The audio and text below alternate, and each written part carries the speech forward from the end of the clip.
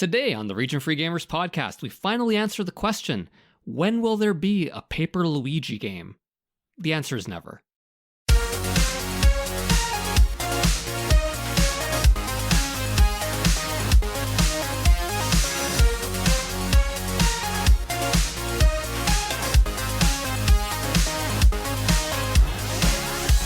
Welcome, everybody, to the Region Free Gamers podcast. How are y'all doing? My name is Arnie. I'm going to be your host for today's episode. Very special fucking episode, if I do say so myself. Let me just get this out of the way. You know, there are great names throughout history. Jordan and Pippen, Kobe and Shaq, Brady and Gronk. These are not special names. These are just guys. But when it comes to podcasting, Perez and Ramallo, the only two names you need to know about. This is as we've dubbed the third and final question mark part of our intelligent systems roundup that I obviously am honored to do with none other than Paul Ramallo. How are you doing, Paul? I'm doing great, Arnie. I love your grotesque overestimation of our ability. In all of those scenarios, you are the taller one. So I'm assuming you're Pippen, you're Shaq, and you are Gronk. Hey man, first time for everything. I'm not the taller one for virtually anything in my anything life. Else. Oh God. How are you doing, man? I'm doing pretty good, all things considered. This fucking weather is killing me. But other than that, I'm doing pretty good. I've got 5 games beat so far in 2022. Like, things are looking up. I'm cruising. I like that each of our third game has the word waifu in it. Just completely by accident. Because you got... I think that we have been talking to each other for so long now that we've somehow like melded the frequencies of our brains in a weird way.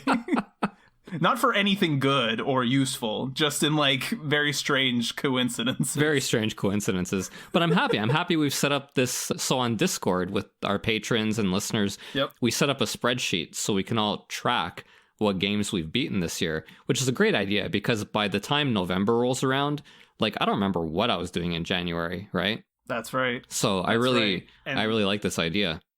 No, it's been great. It's working out. And that's actually a perfect segue to what I was going to say next, which is if you want to be part of the Discord, if you want to have cool friends who make lists of the games they've beaten over the year. Spreadsheets, man. We're talking fucking Excel. You should join our Discord. It's absolutely free, unless you want to give us a little bit of shmoney. Then you get some extra perks, which you can see just by going to our Patreon. And where can you go to how can you find our Patreon, Paul? Tell me, fucking Arnie. Easy. You go to Linktree. You go to our Linktree, which is linktr.ee/regionfreegamers. And there you can find not only our Patreon, not only our Discord, but also very useful links to our Spotify, to our Apple Podcasts, so you can leave us some sweet, sweet reviews. And I need those reviews. This is the year. This is the year of reviews. Is for me. I want to end the year knowing that I got more reviews this year than any other year I've been doing this shit. So go to Spotify, click the stars at the top of the page, leave us 5 stars. Go to Apple Podcasts, tell us how sexy our voices sound while you listen to us when you're trying to go to bed at night. But just leave those reviews, man. It means a lot, and we really appreciate it. All right. Now, putting all that to the side, today we're talking about something very special. We've done Advance Wars. We've done Fire Emblem. So there was really only one series that we could end this trilogy of Intelligent Systems episodes on, and that's Paper Mario. Now, this is an interesting one because with Advance Wars, I felt like you and I both had like played a lot of the games. We were like very familiar with the series. We both had an appreciation for it. We talked about it before, how much we enjoyed them. Fire Emblem, a lot of the same. Like I felt like as a whole, we were less familiar with that series just because there's like 20,000 games. Yeah, when you got 16 games, you know, you have to be pretty hardcore. And, you know, we just have a podcast. So, you know, we don't play all the games. That's right. But we were still familiar enough with the mechanics that we were like, oh yeah, you know, like here's the basics, we understand, blah, blah, blah. Paper Mario, I'm very familiar with. I had played, you know, the original when I was very young. I'd beaten Thousand Year Door. I played Super Paper Mario. I was aware of the series. I enjoyed it. You, on the other hand, had not played a single Paper Mario game up until last year. Is that correct? Late 2019. Yeah. Okay. No, so late 2020. Yeah, the answer really is who cares? I'm splitting hairs here. So late 2020 is when you started your first Paper Mario experience, and obviously we're gonna get into what you thought of it finally when you finished it after a year and some change. But I'm curious to see how this one's gonna pan out, since we're coming at it from very different perspectives. I usually really like that. I like having somebody on when we're talking about something who doesn't really know that much about it, because it gives you an unvarnished look at like, what do normal people think about this stupid shit that I like? You know what I mean? Like, but before we get started with any of that, you know, before Paper Mario, there was another, Paul. There was a very special other. Super Mario RPG. I love talking about this kind of shit. I love it when I can talk about a series and it starts like, oh, where do we start with this? Oh, it's the Super Nintendo. I'm like, okay, people are going to be engaged for the first like 30 minutes of this. I know, right? Because it's a Super Nintendo RPG. Like, it's already good. We're hitting the target demographic like right away. Yeah. So Super Mario RPG released on the Super Nintendo.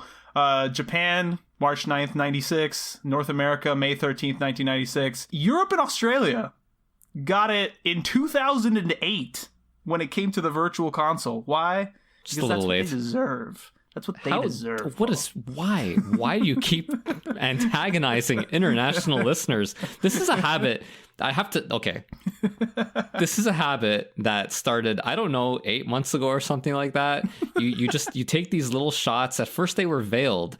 Now they're just overt attacks on our international listeners. I don't know why you keep doing this. American supremacy will not be challenged on my watch. Oh my god.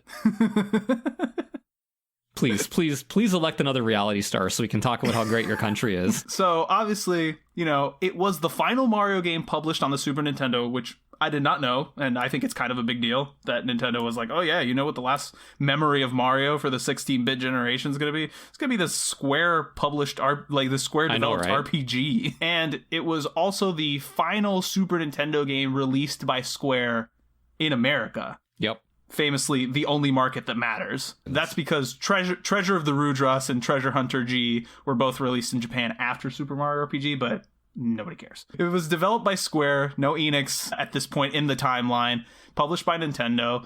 And, you know, when we talk about these sort of big RPGs, I always like to throw out a few names out here. So we got Yoshihiko Maekawa is the director. Chihiro Fujioka also is director, so they co-directed this one. Funnily enough, Fujioka-san is a drummer for Nobuo Uematsu's prog rock metal band Earthbound Papas, which I found so good, really fucking cool. So good. I thought that was really sick. Shigeru Miyamoto in as producer, Kensuke Tanabe as a writer, and Yoko Shimomura as composer. All three of those names you should definitely know, for nothing else, from all the other fucking times we've mentioned them on different episodes. I thought it very funny that Yoko Shimomura, when asked about Super Mario RPG, said it was a turning point in her career.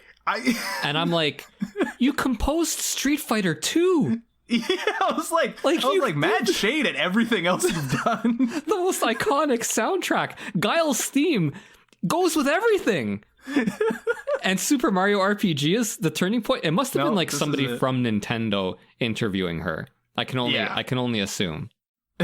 No, somebody was like, so yeah, she made the world-shifting soundtrack for Street Fighter 2, but after she did Super Mario RPG, somebody was like, you deserve like a 0.5% pay raise after that. That was really good. Good work. And then she politely declined because she's Japanese. Yeah, she was like, no, this is what I do for the love of the game. But her father called her disappointed in the soundtrack. She should have been a doctor.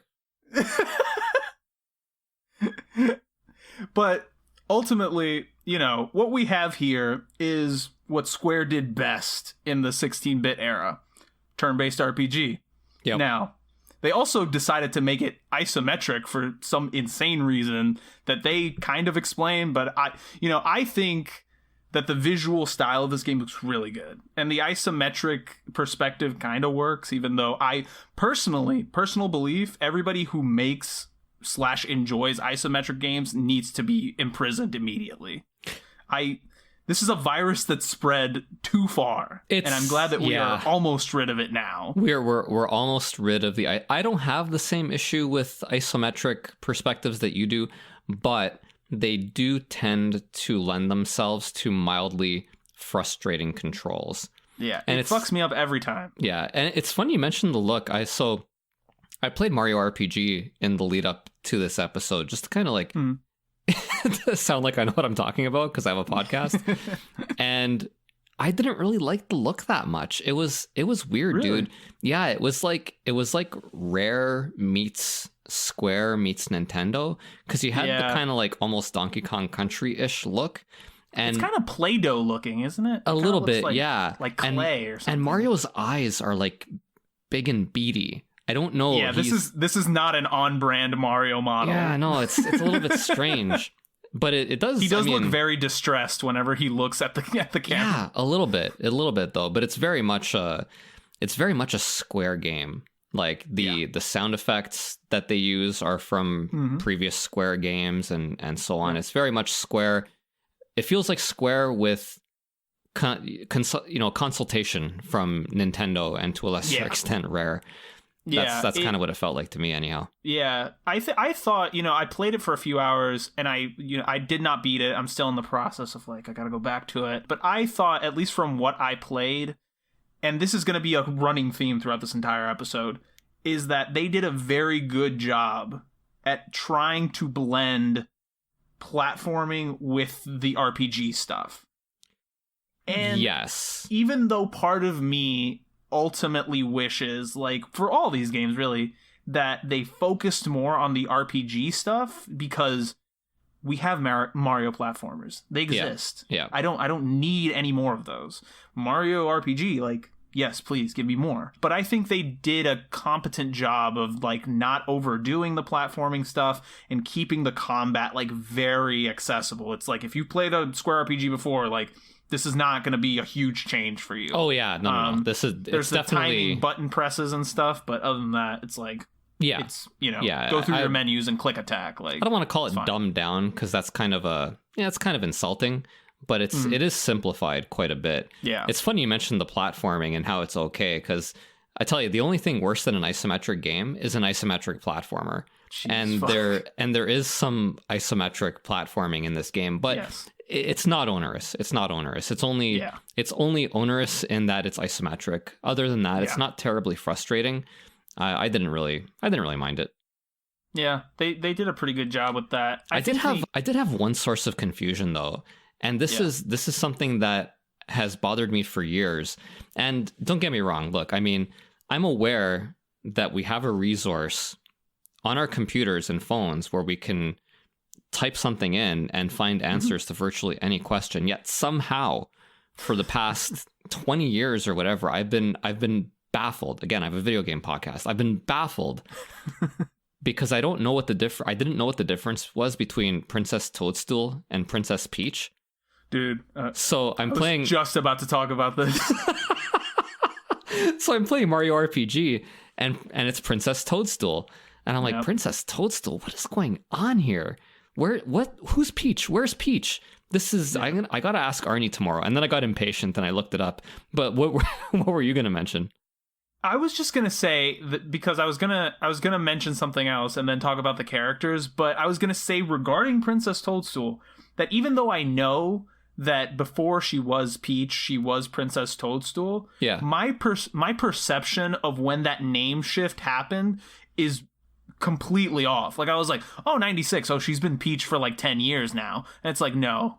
It's just still Princess Toadstool at this point. I'm like, what the fuck? Yeah. I didn't know anything. I thought maybe Toadstool died or something. Yeah, I don't know. Let me take a wild swing here. I think if I remember correctly, it's that in Mario 64, that's the first instance of them referring to her as Peach, and I thought it was a nickname. because she writes you the little letter inviting her to the castle, and she signs it Princess Toadstool Peach under it or something. Oh, right? Oh yeah, nice. I could be completely wrong. Yeah, but... that you might be, but that's a nice little soft intro. Like, here's my nickname, and then they switch it over for future games, which, by the way, they absolutely should. I'm sorry, but like, I realize that peaches have nothing to do with Mushroom Kingdom, but like, honestly, man, this is like me having a daughter, and my wife is like, we should name her Sarah, and I'm like, no, we should name her Lily Flop. Or Pond Scum or something. Like, just keep it as Peach. So you want to make sure your daughter is a Atelier main character, is what you're telling me. That's your goal there. That is the goal. A random combination of consonants and vowels that is not like chocolate and peanut butter at all. Oh God. But, you know, here's the thing. They did a really good job, like we said, of blending these two sort of very dissonant styles together, especially like back then, like the idea of doing a crossover like this. Like, here's the thing about Super Mario RPG is people love it. They talk about it all the time. Yeah. Because I was like 4 when this game came out, I wasn't around to like experience the like hype around but if I'm a person who's been playing Super Nintendo games, I like Nintendo, I like Square Enix. To hear about this would be like the greatest thing in the world, wouldn't it? Like, if you're a fan, yeah. I mean, you have a sweet spot there in '96 of a particular type of fandom and a particular age. I was not of that fandom or age because at my age, fair enough. You know, we have part-time jobs at this point, and we can afford PlayStations and Saturns and so on and so forth. So the concept of a Mario RPG on the Super Nintendo was cute for the kids, but certainly not something I was way too cool for that. Way too cool. Fair enough. And, you know, it did retain, like, the thing I liked the most about it, just coming into it, and the thing I thought actually made it the most platformy seeming, was the fact that they kept the Chrono Trigger aspect of, like, no random encounters. Just enemies on the field. That's the thing. And I think that went so far along in actually making it feel like a platformer, you know what I mean? Yeah. Because if you're Mario running around and all of a sudden you got random encounters, it's like, this does not feel like Mario at all. Now it just feels like some shitty RPG you put Mario characters in for no reason. Yeah. The only thing that I might add or change would be that when you do jump on enemies, nothing really happens. The encounter just starts. Yeah. There's no bonus or anything like that. But they fixed that in later versions. This is largely, I mean, this game realistically is largely just kind of a proof of concept more than anything else. Yeah. It's not. Yes, absolutely. Yeah. It does. It definitely feels like a first draft when compared to like everything else that came after it. And that's not a bad thing, because let me tell you, when I was playing it, it's scratched the itch, right? Yep. Like, I was playing it and I got the first of the 7 stars and I wanted to play more. And I'm like, God damn it, Mario, again. You got me again. It's his little peace sign that he does every time he wins a fight or something. Holy crap, man. I've never seen a character way more than Ness ever did. With the peace sign is Mario in Mario RPG. Jesus Christ. So fucking animated. He's psyched. He's very happy. And, you know, obviously, like, to touch on it briefly, like, you know, the game features 5 playable characters: Mario, Princess Toadstool, no Peach, Bowser, which I thought was really fucking cool at the time. Yeah. Like, I was like, oh, damn. Like, I finally get to play as Bowser. I love playing as Bowser. Every time a Mario game lets me play as Bowser, I'm like, fuck, this is so almost cool. Always my favorite part. Yeah, he should get his own game. Yeah. And then obviously, famously, the 2 original characters, Mallow, the cloud who thinks he's a frog. Very script writing was very normal back then, folks. And Gino, the puppet, the doll possessed by a celestial spirit from the Star Road, famously not a character in Smash Brothers, even though they gave people a shitty Mii skin of Geno so they could pretend that he's in it. Sure. The most patronizing shit imaginable. Yeah. Like, I don't know. Like, if you liked it, good for you. I would have been like, they should have just not put him in if that's what they're gonna do. Yeah, no, I mean, it's like going to the restaurant. Well, we've run out of the steaks, but we have bones left. Yeah. No, it's not. It's like, we don't have lamb, but we do have capybara. Would you like that instead? And you're like, fuck, not really, but sure. I gotta eat.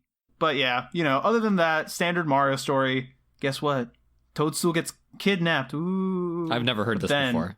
But then she doesn't, because then you save her, and the story keeps on going because she's in your party and shit, and you gotta fight a giant fucking sword. Yeah, I know. It's bizarre. It's a very, again, like I said, proof of concept. It's very different from subsequent Paper Mario games. It's very, it's very Japanese is what I found. It doesn't, the script writing, I guess because it's on a 16-bit console, it has far less dialogue. There is a whole Super Sentai parody, like, enemy. Yeah, absolutely. Which I fucking love. And even just like the pantomiming and the slapstick is very, it's very Japanese. It has those sensibilities, and very, very different from what was to come. Yeah, and it did the thing that Square had been doing a lot and very well, is like making characters that don't talk very emotive, like very expressive, and like the animations are really good to like let you know what the characters are feeling at any given moment. To the point where it becomes a little bit ridiculous, because Mario... Mm-hmm. Dude, Mario is doing like an Olympic gymnastics routine to communicate his intentions to other people. And I'm like, dude, just pull it up. Like, I understand you're mute, or you can only say it's a me. That's fine. Pull out a piece of paper and write down your thoughts, man. Like this thing you're doing where you're jumping 12 feet into the air, and holy crap, man. Yep. And other than that, just as table setting, like, this game was one of 7 Super Nintendo games released outside of Japan to use the Nintendo SA1 chip, which provided some of the additional microprocessing power that the cart needed to like run visuals like this in a game like this. Gives it extra memory and stuff like that. I did include the other 6 games, but they're not interesting enough for me to talk about. I just thought they were kind of funny. But there's nothing in there. Like, the coolest one in there is probably Kirby's Dream Land 3. Everything else is like random stuff. I respectfully disagree. I'm sure they made heavy use of that chip in PGA European Tour. Fucking, my mind is blown. I couldn't believe it. They must have pixelated every inch of Phil Mickelson's body like, to justify that expense. Like, it's amazing. 7 games on the list, and 2 of them are golf games. 2 golf games using this extra processing power. Gotta really take mode 7 to its max when you swing the ball, and the golf ball like zooms into the screen as it's reaching the arc of its swing. Incredible. But yeah, surprisingly, would it surprise you to know, Paul, that this game sold very well and people liked it? It wouldn't surprise me. I think it sold better in North America than Japan, didn't it? Yeah, which at the time was for RPGs. No, it sold. So it sold. If my numbers are correct, and numbers when it comes to video game sales are like stupid, but it's 1.47 million in Japan, 300,000 in the US. Oh, I couldn't be more wrong. Yeah, well, no, I'm sorry, that's not true. I apologize. They shipped 300,000 units to the US. And then they realized that, like, it was going to outsell that very quickly. Yeah. So the game is definitely, they think it's a million seller in the US.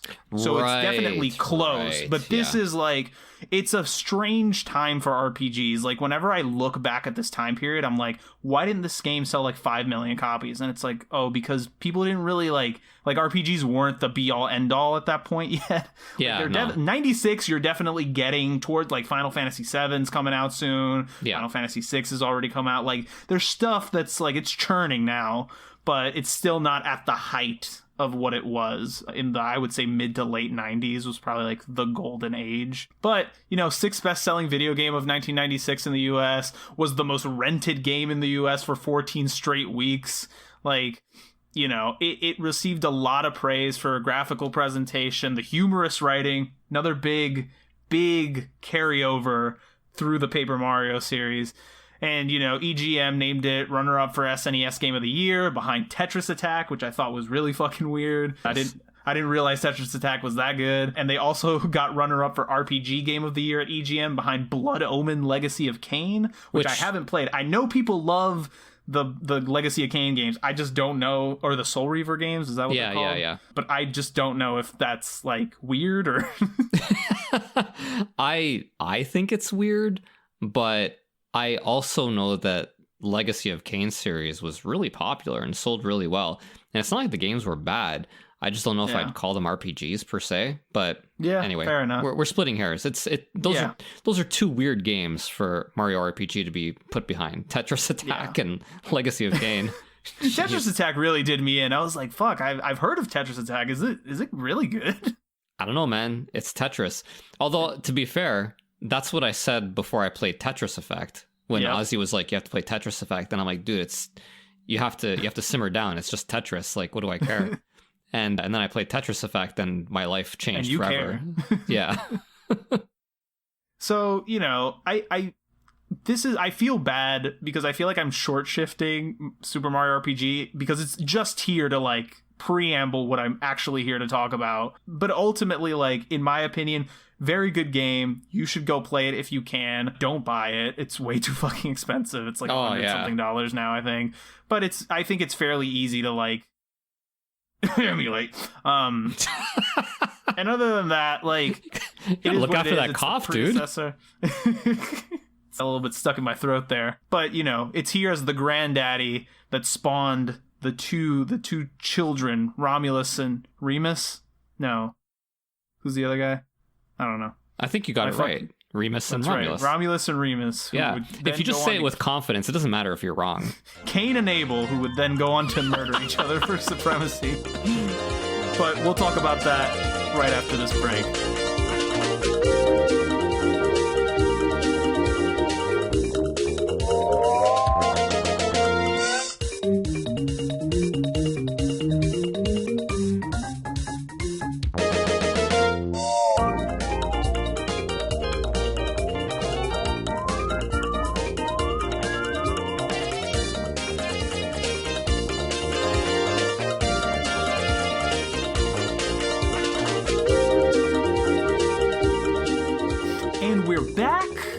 For Paper Mario N64 game, Paul. You know how much we love the N64.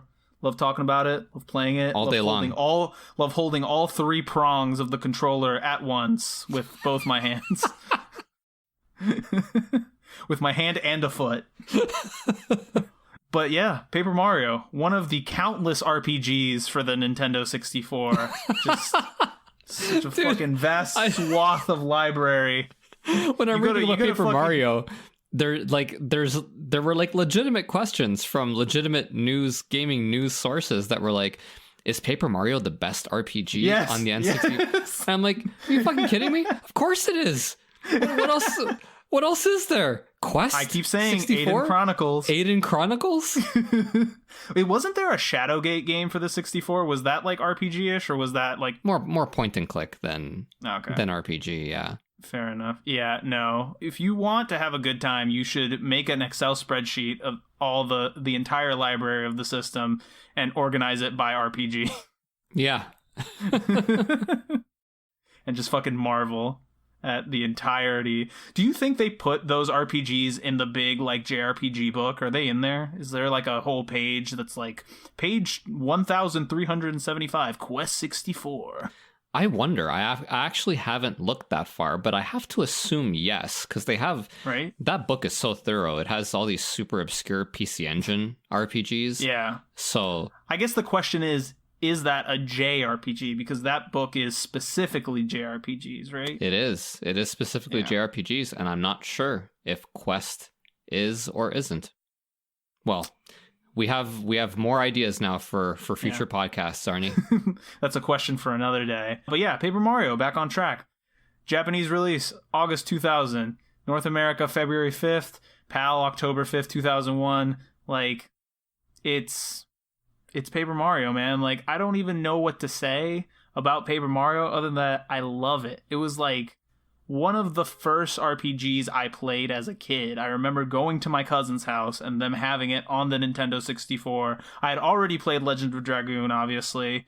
And, you know, that was a game that, even as a child, I was like, this hurts to look at for too long. Sure. Like, I was like, this is the most advanced graphical technology we have. That's why it must hurt, because it's so powerful and so realistic that my eyes just can't adjust to how jagged the polygons look. Yeah. So when I saw Paper Mario, I was like, this is that, but I like looking at it. Like, it doesn't feel like I'm looking directly at an eclipse without the proper protective eyewear. Yeah, yeah. So cool that you got to play it as a kid at that time. Yeah, Paper it was Mario. really, like, that really hit the sweet mean, spot for you. Yeah, to say that it is not a game that is aimed at children would be a bold-faced lie. Like, it definitely is. Like, it's reflected in its difficulty and the way that it's designed. But, like, just the idea of doing something like that, right? Like, being like, let's make a game based off of paper. Especially in, you know, this is 2000 to 2001, right? So isn't like 3D the thing now? Like, wasn't the Saturn getting like constantly shit on for not having enough 3D games? Yeah, it was. You're right to an extent, but we were starting to see the backlash happening there. Okay. Because you had your Parappas, you had your Jet Set Radio, and so on, and you know, polygons just didn't look that good then. Even on the N64, which was purportedly the polygon system machine, right? Yeah. So Paper Mario, I wouldn't call it, you know, fully counterculture, so to speak, but at the same time, it was definitely a part of the beginning of the wave of, okay, let's take a step back from the ugliness and actually try to make things look better. And yeah, man, Naohiko Aoyama, the art director, like, that's just, it's so clever, man. It's so clever. It's such a great idea. It's implemented so well. It's so whimsical. And I don't want to say it. Charm out the ass, man. Oh like, my God. So yeah. Like all the different little things that a paper person can do that kind of just make you giggle, you know? It's very, very charming.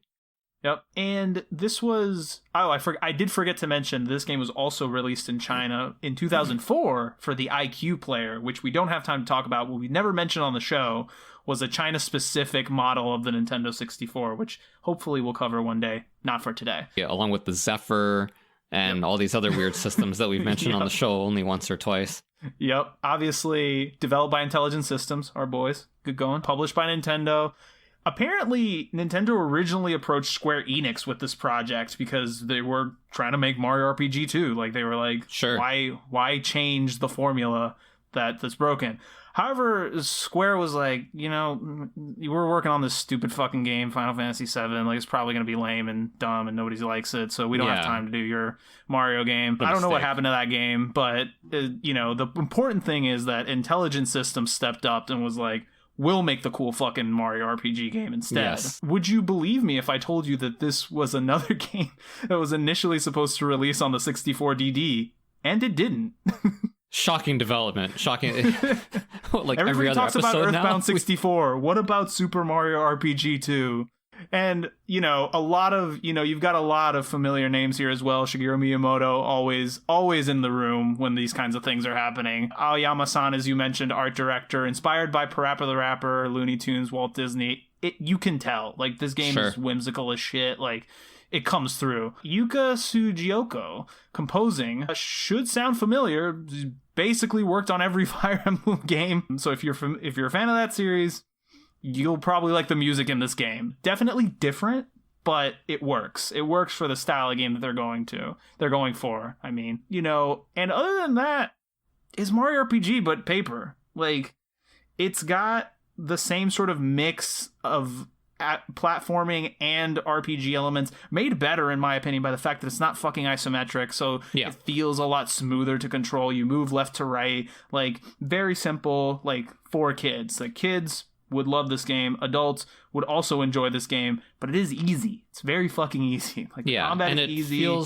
It feels like a Nintendo game, right? Mario RPG feels like a Square game featuring Mario. This feels like a Mario game that's an RPG. That's, in my opinion. 100%. And we've said this about a lot of other games before. This is a game that if you see it running somewhere, you're like, you stop and you look at it, because there's nothing else that looks like this. Nothing. Going on in 2000, 2001. And to that point, like, it's a great entry-level RPG. Like, if you have someone who's not big into RPGs, who's thinking about sort of getting into it, doesn't have a lot of experience, this is a great place to start. Because it's very accessible, it's very player-friendly, but it also is a good fucking game. You know, like, I feel like a lot of the dumbed-down, simplified RPG experiences, like, don't deliver on the fucking game part of the whole thing a lot of the time, because it's like, it's so stupid easy, but like, there's also nothing I'm really enjoying about this. I'm just like getting a feel for like how to move through menus and press attack, I guess. Whereas this is like, the music is nice, the story is fun, the characters are funny and have personality, there's puzzles to solve, like, there's a game here. There's absolutely a game here. I don't know, you know, this whole thing about entry-level RPGs, I don't know if I agree with it per se, only because the combat in Paper Mario is so simple that, yes, you know, a person who is unfamiliar with video games will have an easier time picking this up than they will virtually any Falcom RPG or Square RPG for that matter, since we were already on the topic. They'll have an easier time picking it up. They'll have an easier time getting it. But I don't know if they'll stick around. You know, it's... Yeah, that's fair. I don't know. The battle system is the only gripe I have with either Paper Mario or its sequel. And gripe is a strong word. I mean, it's not like I didn't enjoy it. I just kind of wonder if it's going to hold people's interest. Yeah, to be fair, you are correct. The transition from like Paper Mario to Final Fantasy VII is not, you know, fucking seamless. But what I think it does is, if you're a person who likes platformers and you're like, fucking RPGs are just like reading a fucking novel and like going through text menus, like, I think this is a good way of being like, sit down and play this, read the story. It's not as much as like the other stuff. So maybe it'll whet your appetite for something that's a little more robust than like your typical platformer. Yeah. And then you can sort of move on from there. Yeah. But obviously you're correct in that like the battle system is pretty of this series. Like, you're not going to get that sort of stuff from the other RPGs you might be playing. But everything else, you know, that gaining experience, leveling up, increasing like particular statistics, all very bog standard JRPG stuff.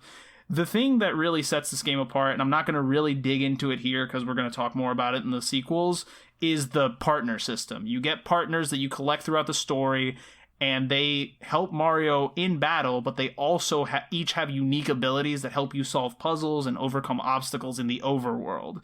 So that's like a little bit more of that, again, like that puzzle platformer type gameplay coming through. And they're fucking cute as hell, and they're fucking funny. Like, that's the thing, is like the writing in these games is really good for the most part. Like, I don't know if it's the localization team, I don't know if it's, you know, what it is, but the jokes land a lot, and I really feel like it puts me in a mode where I'm very much enjoying my experience every step of the way. Like, I'm like, oh, this is so funny and cute, and like, you know, I'm not stressing about anything, you know? I don't have to ride across the overworld map to fetch like 13 rat tails for a fucking guy at some tavern that I don't care about, you know? I mean, there are side quests, but definitely the writing is one of the, I would call, foundational aspects of this series. It's one of the trademarks, because you're right. It's whimsical. Light, it's it fluffy, is witty. Yeah. I don't, not being able to read Japanese, I don't know if the sensibility is similar, and I don't know if the localization team is faithful to the original Japanese or not. And frankly, I don't care.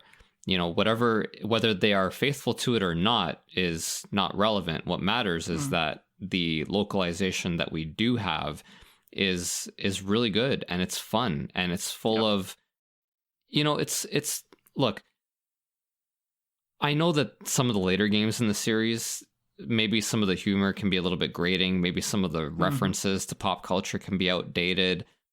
Fine. But the point is that they're attempting something a little bit more modern with regards to the humor and the writing.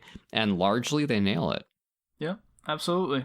And I think they, you know, I've sort of said iterations on this before, but they really brought the Mushroom Kingdom into a whole new perspective for me. Like, it never felt as like bright and colorful and alive as it, like, compared this to like Mario 1 or, you know, Mario 3. Great games. Like, if I'm looking like, what do I think of the Mushroom Kingdom and like all these characters? Like, it's something like this, very colorful, very vibrant, like alive and sort of moving. And I think, you know, it reflects in sales, right? Very, very good selling game, top selling game in Japan week of its release. The critics loved it. Some people complained, you know, like we're criticizing it now. Battle's just too easy. Puzzles are too easy, but it is what it is. Like, I didn't go into Paper Mario expecting fucking the Elder Scrolls, you know? So I think if you're in the right mindset, you, like, a lot of that stuff really clicks into place for you fairly easily. But, you know, what more can you say? It's a really good game. If you have a child that's under 10, sit them down, have them play, you know, Paper Mario. It's on the Switch now. So no excuse. Like, you don't have to punish them by giving them an N64 controller that they'll like slice their hands on or something. So it's the best of both worlds at this point. And I'm sure it looks fucking great on modern TVs just because the art style is like not polygonal. Yeah, exactly. So it probably looks really nice still. Yeah. You know, I guess the only question I have for you, Paul, about this, knowing that you haven't played this game, would you say that Paper Mario is the best RPG on the N64? Do you feel comfortable making that assessment? Putting it on the record? I am putting it on the record. Paper Mario RPG. Best RPG on the N64. Fair enough. All right. So, we're moving along now. Paper Mario is over there. Here comes the big kahuna. You ready for the entree, Paul? You ready for Absolutely. You've had some appetizers. You're feeling good. Had a couple drinks. Now it's time for that big tomahawk steak that you ordered when you were just 1 drink in instead of 5 drinks in. Paper Mario: The Thousand Year Door on the GameCube. Folks, we have been wanting to talk about this game. I have been wanting to talk about this game for a fairly long time. I've convinced Paul to play it. He began playing it, and then he played it. And he played it, and he played it. And finally, what was it, a month ago? It was roughly a couple weeks ago. Yeah, it's definitely a 2022 beaten game. Yeah, is right. Paper Mario: The Thousand Year Door. But it did take me like a year and a half because I would take 3 months off of playing it because I got distracted by something else. Yeah. It took a while. It's not. I wouldn't call it an addictive game. I would call it enjoyable, but not addictive. Yeah, no, I had the same issue with it where I put it down for a while and then I picked it back up after like a few months and then I finally finished it. I know I'm skipping ahead, but this is a game that really actually lends itself well to skipping for months at a time or dropping for months at a time and then coming back to, because the combat is not complicated, because it's a Paper Mario game, and because it has a hint system in it that is just like really good. It doesn't overtly tell you where to go, but it does kind of tell you where to go, and you have to pay money to access the hints, in-game money to access the hints. So I was able to, like I said, drop it 2-3 months at a time, come back, go pay for a hint, and I'm like, oh yeah, I remember now what's going on. That's what and then the combat is just like, you know, so easy that you can just jump right back in. Yeah, you don't really miss a beat. No, not really. It's not one of those where you have to like warm up again after you've been away from it for a while. Like, oh, what was the best, like, you know, what was it? Fira for ice enemies? Was it Garu for, you know? Yeah. None of that bullshit. You know, this game, it's crazy to think. First of all, it's crazy to think that 2004 was going on 18 years ago. It makes me feel like the bones in my body are disintegrating actively when I talk about it. But this game did come out in 2004. Japan, July 2004. The UK, October 4th of 2004. Right in there. Before America. Yep. Which got it a week later on October 11th. Then the rest of Europe. This release schedule is fucked up. Like somebody, I think that what happened is that one of the shipments that was supposed to go to America fell off a truck in the UK, and that's how they got that release date. And then they just broke date on it. Yeah, this release strategy is insane to me. And then obviously Australia bringing up the rear, but everybody got it the same year within 5 months. Like within 5 months, everybody in the world had gotten it. Obviously, guess what? Developed by Intelligent Systems, published by Nintendo. What a surprise. The director of this game I did want to talk about because he has what I believe to be one of the most amazing resumes of game in terms of like, I can't believe you made this, you worked on this, and then you worked on that, and then you worked on this other thing. Who worked on Wario's Woods, but not just Wario's Woods, the Super Nintendo version of Wario's Woods, specifically. Then co-directed Paper Mario. Then directed this, pretty reasonable. Obviously worked on a bunch of Fire Emblem games in between, and then directed Codename Steam. So that's your 6 degrees of Kevin Bacon between Wario's Woods and Codename Steam. Is this one guy, you know? And then we have Chia Kawabe, art director, Fire Emblem Radiant Dawn, like the graphics, the graphics in this game, even though they're simple, like because Paper Mario's graphics very simple, like Paper, like there's a notable step up, I believe, between Paper Mario and Thousand Year Door, and they deserve a lot of the credit for that. Hironobu Suzuki and Misao Fukuda, writers. Suzuki previously wrote on Cubivore, and Fukuda previously worked on Clock Tower 3. Like, there's no consistency in terms of, like, who worked on this game? Like, no experience. Like, fucking everybody did, apparently. And this, you know, like, just to touch on the story very fucking briefly, because I don't want to spoil any of it, because it's very like part of the reason you play the game is for the story. Bowser does not kidnap Peach, which to me is already like big step one, right? Original enemies, Grotus and the X-Nauts, you know, make of the liberal use of the letter X throughout the late 90s, early aughts, whatever you will, and the letter Z for that reason. That was also getting big airtime during Zed, this but yes, particular period. Oh, fuck you. Get out of here. You know, they kidnap Peach. And so that's a very important distinction to make. Peach is very much kidnapped. And that brings about, and I want to talk about this with you because I want to get your perspective on this.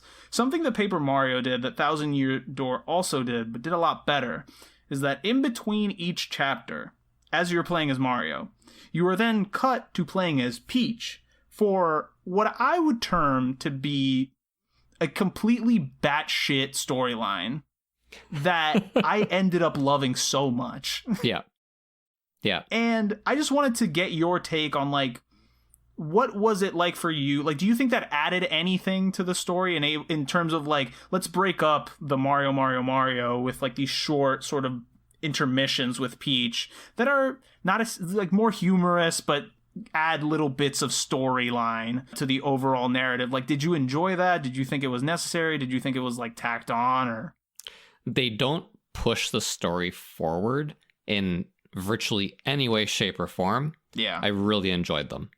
Awesome.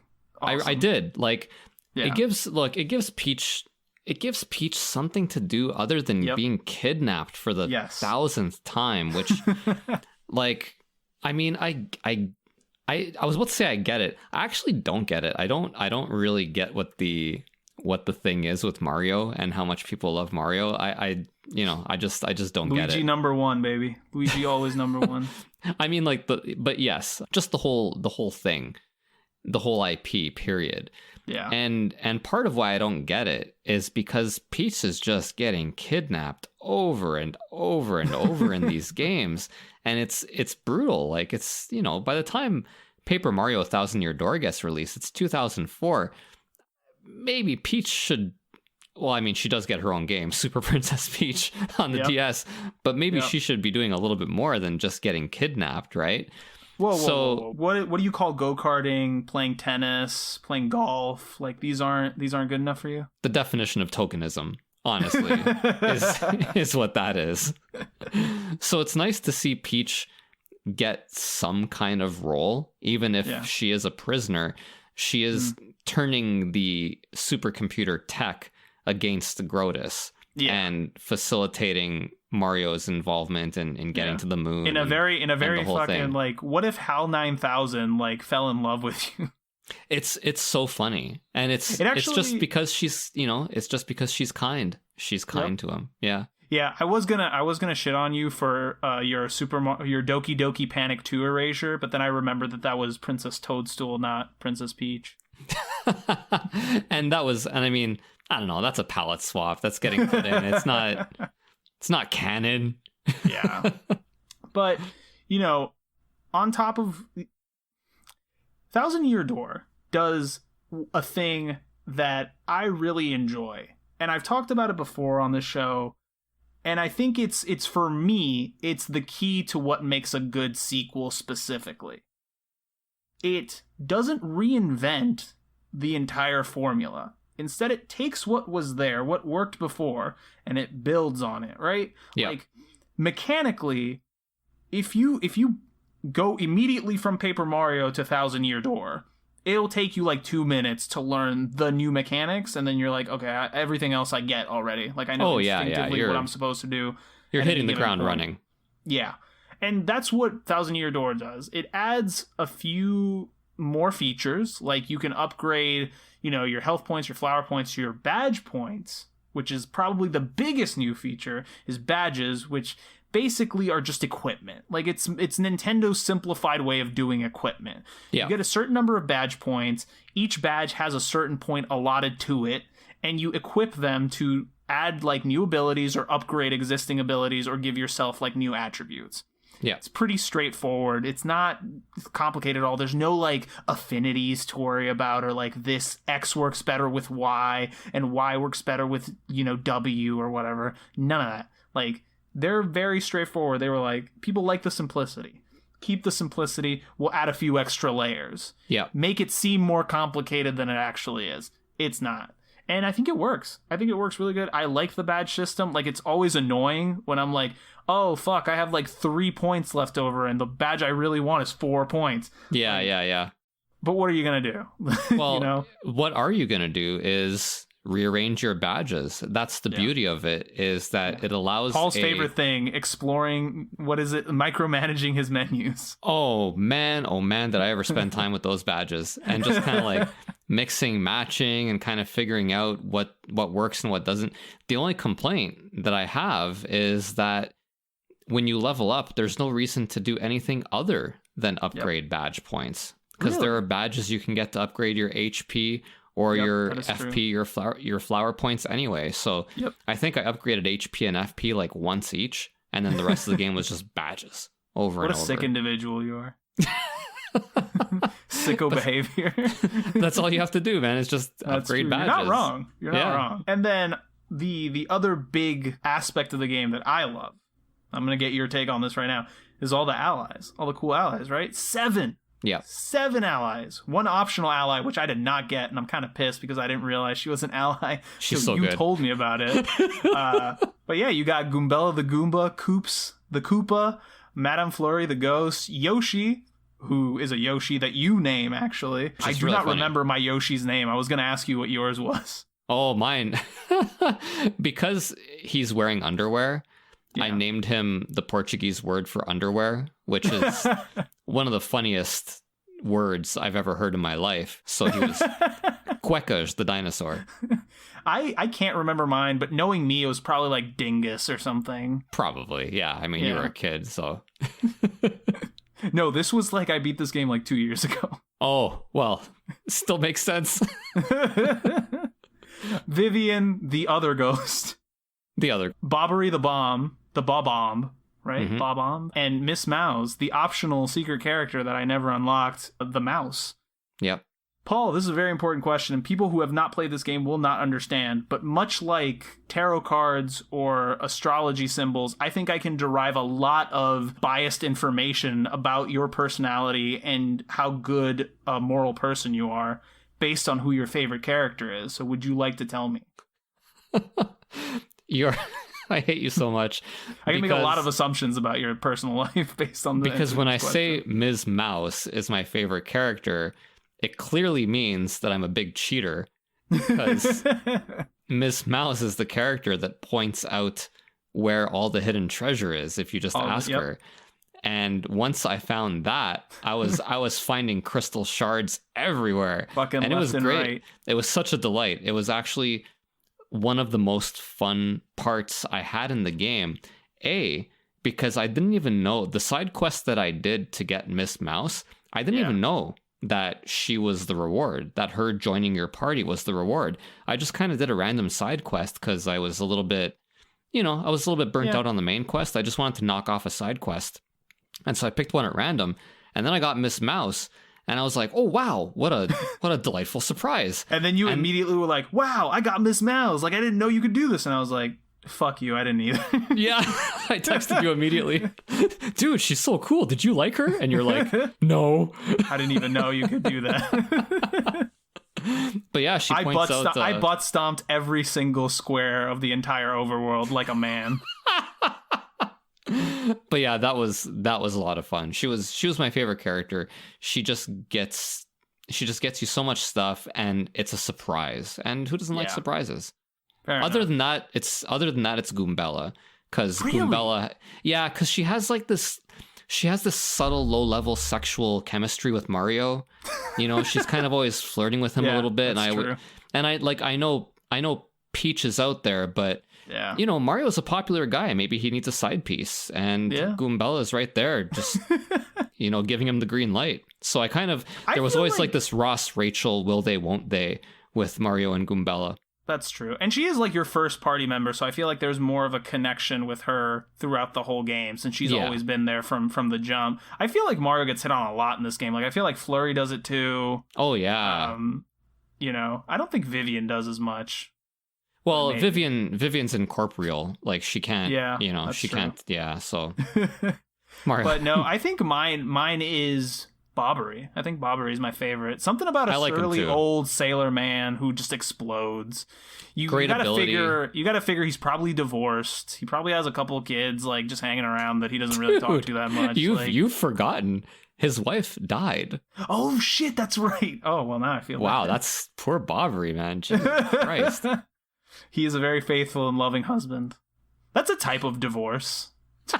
You need to stop right now. No, I love Bobbery. There's something about an old seafaring, person. He's up there. He's up there. You know what? The fact is, I like all of them. They're all weird, and picking a favorite one is actually rather difficult. The only one I didn't like was the Yoshi character. Yes, I was just about to say. The only reason I liked him was because I called him Quekaj, and anytime I put Quekaj in my party, I giggled. Yeah, he's an asshole. Like, dude. I didn't like Flurry that much either, honestly. Yeah, I know. Koops was also very high on my list. Really like Koops. Koops. Yeah, if you need to attack very awkward energy enemies, coming from Koops. Yes. But you saw his girlfriend, right? He's batting above his average right there. Oh yeah. Yeah, no, he is climbing the dating ladder very effectively. Good even guy. Though he doesn't even realize it. Maybe that's what makes him so attractive. I think my favorite part of his story is when you go fight that dragon and you kill it, and he's like, I'm here to avenge my father, and then after you beat it, the dragon vomits his father up, and his father is just like, oh yeah, I forgot. Honestly, Koops' dad is kind of like the scientist from Earthbound, where Jeff's dad, where he's like, I have a son, but like I kind of don't really realize that or care that much, like. But there's layers to these characters for sure, and I love them a lot, and they really make the game to a certain extent. Yeah, like this would be a very different game if there wasn't these allies, and if they weren't as well written as they are. You really grow attached to them on several levels. I think on one level to their personalities, and on another level to who is the most useful in combat, to which Vivian and Bobbery 1-2 combo for the ages. Yep. Yeah, no question. Koops, a little bit of a third place guy. Yep. Goombella for hitting the flyers. Yeah, it's Bobbery and Vivian are really kind of very important. S tier for sure. I think the only other thing that really sets this game like apart is the combat system. Mm-hmm. Like I said, very similar to Paper Mario's, but there's an audience participation aspect, which honestly at first I was like, I don't know if I like this, because I kind of didn't get what was happening. And then as it went along and I got better at it, I was like, this is really fucking cool. So basically, whenever you do a battle in this game, it's on a stage, and there's an audience in the foreground, and obviously your enemy's on one side of the screen, you're on the other side of the screen. And as you perform moves, if you hit button presses right, if you do your combos well, the audience gets more and more hyped up and on your side. So there'll be more toads in the audience to signify that, like, the audience is on your side. And I believe that they will occasionally throw you, like, helpful items and stuff. But I found that I was more punished for performing poorly than I was ever necessarily rewarded for performing well. That is true. Well, the reward is your star meter fills up faster, so you get to do your special moves more that's kind often. of the reward, yeah. But then when you do badly, it's also pretty funny, because people throw shit at the stage to hit you. You have to actually go out into the crowd if you see somebody hit a button fast enough, so you can go out in the crowd and hit them with a hammer so they leave. Yeah. Not my favorite part of the game, I'll be honest with you. Because it's not like there's severe consequences, right? No. But just getting hit with a rock out of nowhere, it wasn't pleasant. I would always, I'm like, God, and I'd swear. Yeah. And what'd you think about the stage lights falling on you?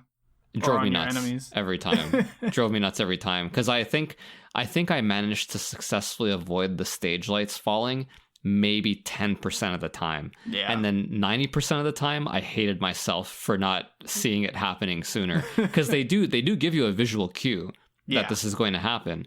It's just that I'm old and slow now, so. Yeah. But what I think is, despite its frustrations, I think it does add like a new layer to a battle system that, as we've talked about before, can get pretty boring, Like, it's not necessarily that it's perfect, but I take it over the alternative. Because it does add a little bit of flair to the battles. It keeps them a little bit interesting. And it's just fun, Like, I don't want to look at the back of my characters the whole time. But we're going to stop right here, since this is a big discussion.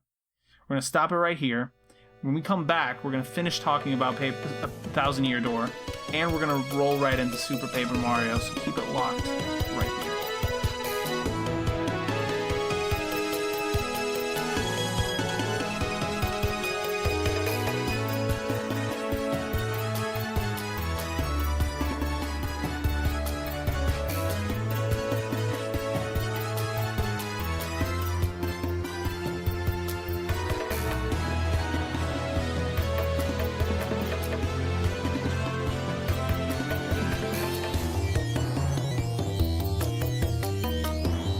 And we're back, baby.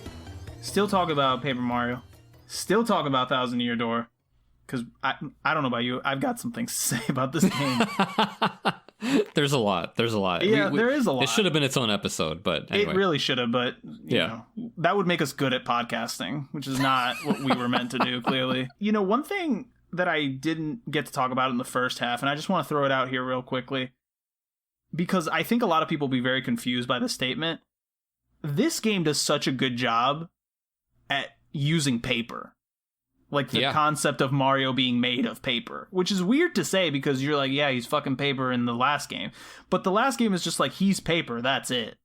There was like some of his emoting like really played on the paper aspect of it, like when he goes into bed and he just like slides on the sheets and stuff. But like this game actually, the fact that you are paper plays a part in it. Like there's several curses, which is also very fucking funny part of the game. Oh my god, I love it. The curse chest, which curses you with more abilities that are specifically based around you being paper. You can turn into a paper plane, turn into a paper boat. You can sort of, my favorite is when you go like 2D and you just like turn 90 degrees to the side and now you're skinny so you can like sneak through. Like that's an ability that you had to learn was really funny to me. Just to turn around. Lets you, it lets you access secret areas and stuff. And obviously the best one, tube mode.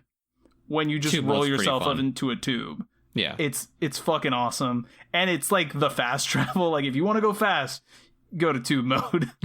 Tube mode is where you want to be. But I like that they continued on with the theme, because I think it would have been much easier to be like, oh, it's Paper Mario. Like, he's made of paper. Everything's made of paper. It's paper. Paper Mario. Everybody loves it. It's paper. But they were like, no, if we're going to do a thing where everything is paper, like, let's make it something that actually plays into the game itself. Let's design puzzles around it. Let's acknowledge the fact that everyone's made of paper. Yes. Instead of just being like, here's Mario. He looks totally normal. It's paper. Everybody's paper. You know what I mean? Like, that's what I would have done, probably. I'm not creative enough to be like, oh, yeah, we'll make him into a little paper tube. No, it was a great idea. I'm very impressed with all the ways they managed. And it wasn't just the puzzles. There's all these little effects here and there. Like you said, the slipping into bed, like where he just kind of, or even just falling when you do like a super jump and you fall and he does kind of like that weird floaty back and forth, like a piece of paper falling to the ground. There are all these little delightful extras that play on his paperness that, really, this really is a game about little things. It really is a lot of little things that add up, and especially when we're talking about the script, which I think we mentioned as well. Yeah, the writing is, I think personally, superb, and we'll get into it a little bit during the review part of it, because both the praise and the criticism for this game are. I want to touch on it because I think it's important. But ultimately, I think, and this is something that I really thought about, because before doing this episode, I was like, I love Paper Mario. It's a series that I really like. As far as I know, everybody I've ever talked to or interacted with is like, it's good. I like it. You know, not everybody loves it. Then Chris came along. And Chris does not like Paper Mario the Thousand Year Door. Chris of the Retro Hangover podcast. Good friend. Chris Copeline. And I really had to sit with that for a second. Like, am I wrong? And I was like, no, it's the children who are wrong. In this case, the children being Chris. But what I think is really, what I think it needs to be acknowledged here is that if you put a lot of, I'm not going to put words in Chris's mouth. Like, this is just me because I haven't talked to him about why he doesn't like the game as a whole. But what I found for myself was that in order for me to really enjoy this game and really be like, I'm having a lot of fun, like, I think this is a great experience, I had to sort of not think of it as an RPG.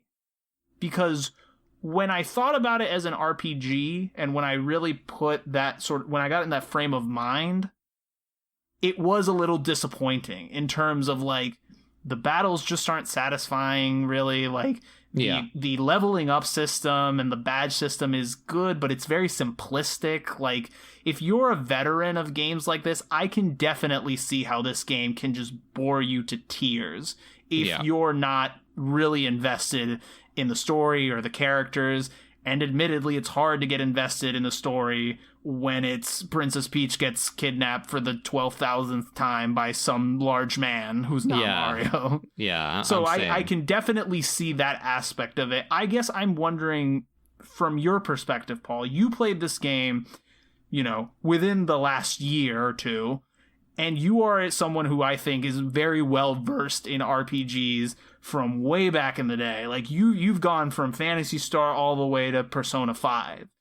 And so I guess my question is, from your perspective, like, did you feel a similar way where, like, you sort of have to think of Paper Mario did you have to put yourself in a particular frame of mind to really enjoy this game, or were you just good with it from the jump? I didn't really think that hard about it, honestly. I just kind of started playing it, and it was apparent within about half an hour what kind of game I was looking at. Yeah. And, you know, it's got its cons, right? It's not, if I was writing for a magazine or something, I'd probably give it like 7.5, 7, something like that. Because it's enjoyable, but, like, you know, like you said, the leveling up system, you know, Falcom does this a lot with their games too, where you get progressively less and less experience from weaker enemies. And it's like, you know, that's fine, but what if I just like fighting and now you're not giving me any more rewards for doing something that's enjoyable, right? So it kind of puts this artificial level cap. Sometimes people just want to grind. Yep. And there's a lot of backtracking in the game too. I was gonna say, because I think you had mentioned it to me before, and I think that was a thing I remember Chris. Oh, really? Chris mentioned that too. Yeah, I thought he did.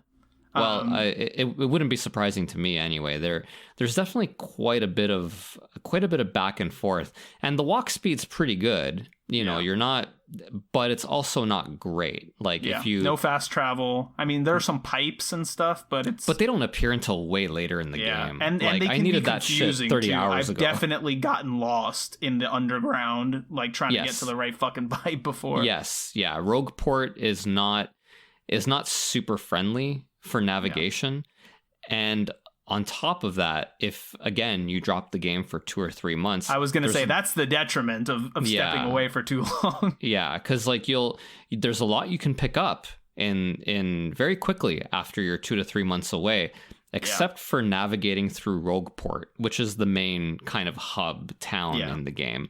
And Rogueport has these sewers that you can go through, and they take you to different locations and stuff. And navigating the sewers can get a little bit confusing, takes a little bit too much time at times. So, like I said, the game, it's got cons. It's just that overall, I would say it's enjoyable. It's just, it's not superlative, but not every game has to be. I think the overall takeaway is that Chris made me introspective, which has, on the one hand, probably made me a better, more like considerate person. Yeah. And on the other hand, has killed some of my childhood innocence. I hate thinking. I hate it when Chris makes me think. So I don't know on the balance how that levels out. But speaking of criticism, let's get to my favorite part of this whole thing, which is, to say that this game met with universal acclaim is I think sort of an understatement. This game was, with a very notable exception, was quite beloved. Like, we're talking 9s and 10s. It's one of those. It's like, it's like everybody who touched it was like, this game's great. I love it. It's fucking amazing. Oh my god. And I think that's to do with not only the Mario effect, which I think is real as much as the Nintendo bump is real, but also the improvement over Paper Mario. Like, if you already liked Paper Mario, like, this is better. Just by sheer force of will, by the sheer fact that it exists and it's almost the same game but with more shit in it. Yeah. It's better. So you're getting, awards, 9s and 10s, like, everybody's loving it.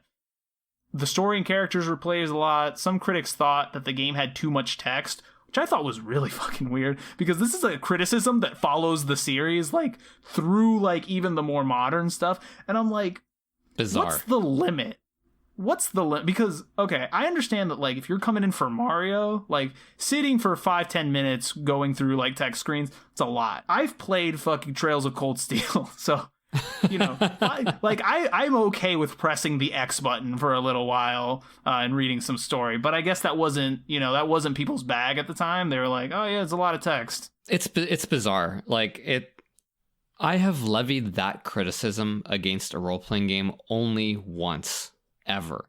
And that was for Divinity Original Sin 2. Oh god. Where I was just like, this is an avalanche of text. Yeah. Like, it's just too much. And we're talking like every character in every town, and it was pretty brutal. Paper Mario Thousand Year Door?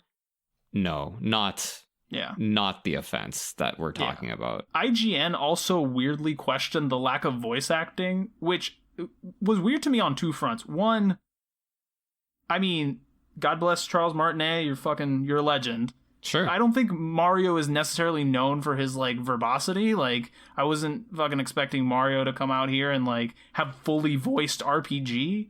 I'll tell you exactly why. I'll tell you exactly why people were criticizing that at the time. It's because games with full voice acting were still relatively new. Yeah. And kind of seen as this progression through the industry. And we didn't necessarily see back then that the game could be great without voice acting, and sometimes even better. Yeah. It's, it's just this new feature. It doesn't have it. Therefore, worse. Which, not correct.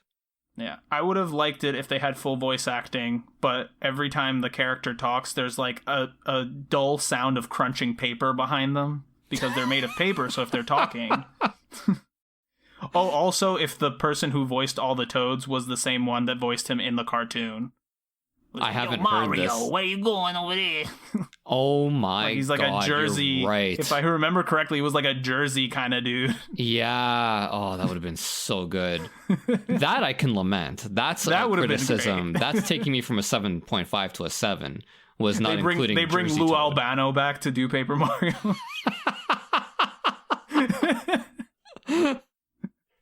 Now it's just playing in my head and I can't stop it.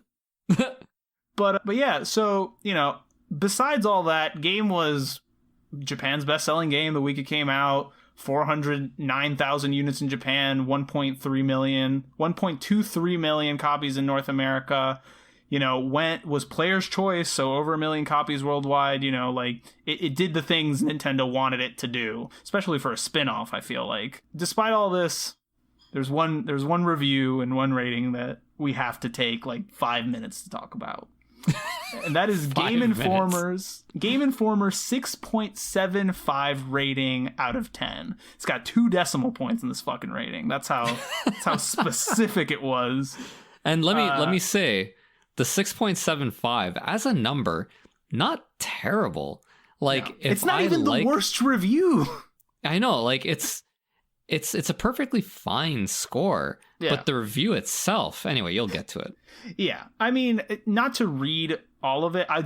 Here's what I'll do is I'll post it in the Discord. So for everybody who actually wants to read the actual review, go to our Discord, I'll post it there. But to give you a summary, I don't have her last name, but the reviewer's name is Lisa at Game Informer.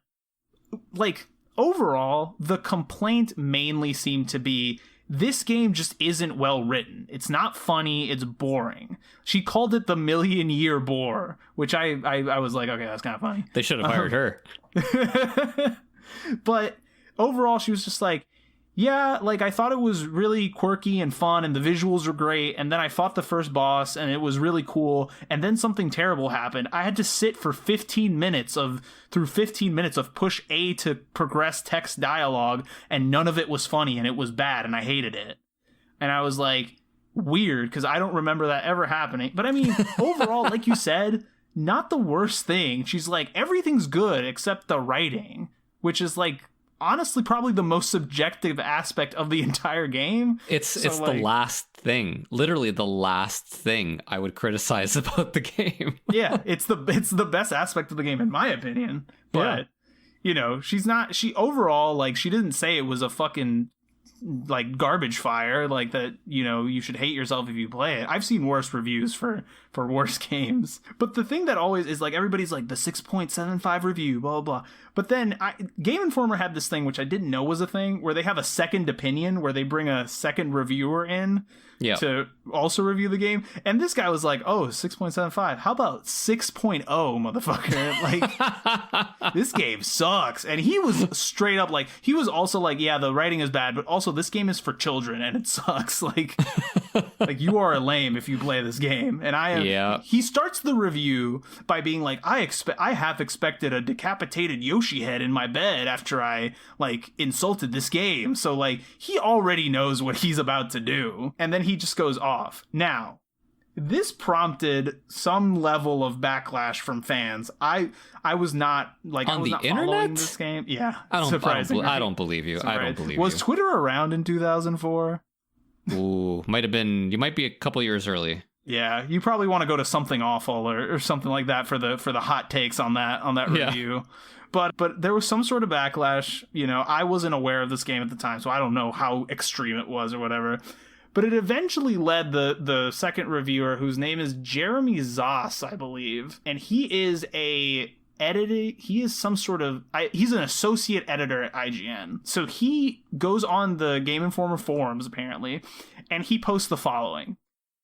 Lisa and I both knew that our Paper Mario scores were going to cause controversy. Yes, we know that many people out there will love it. We also know that it is a well-made game. However, it also will not appeal to many people.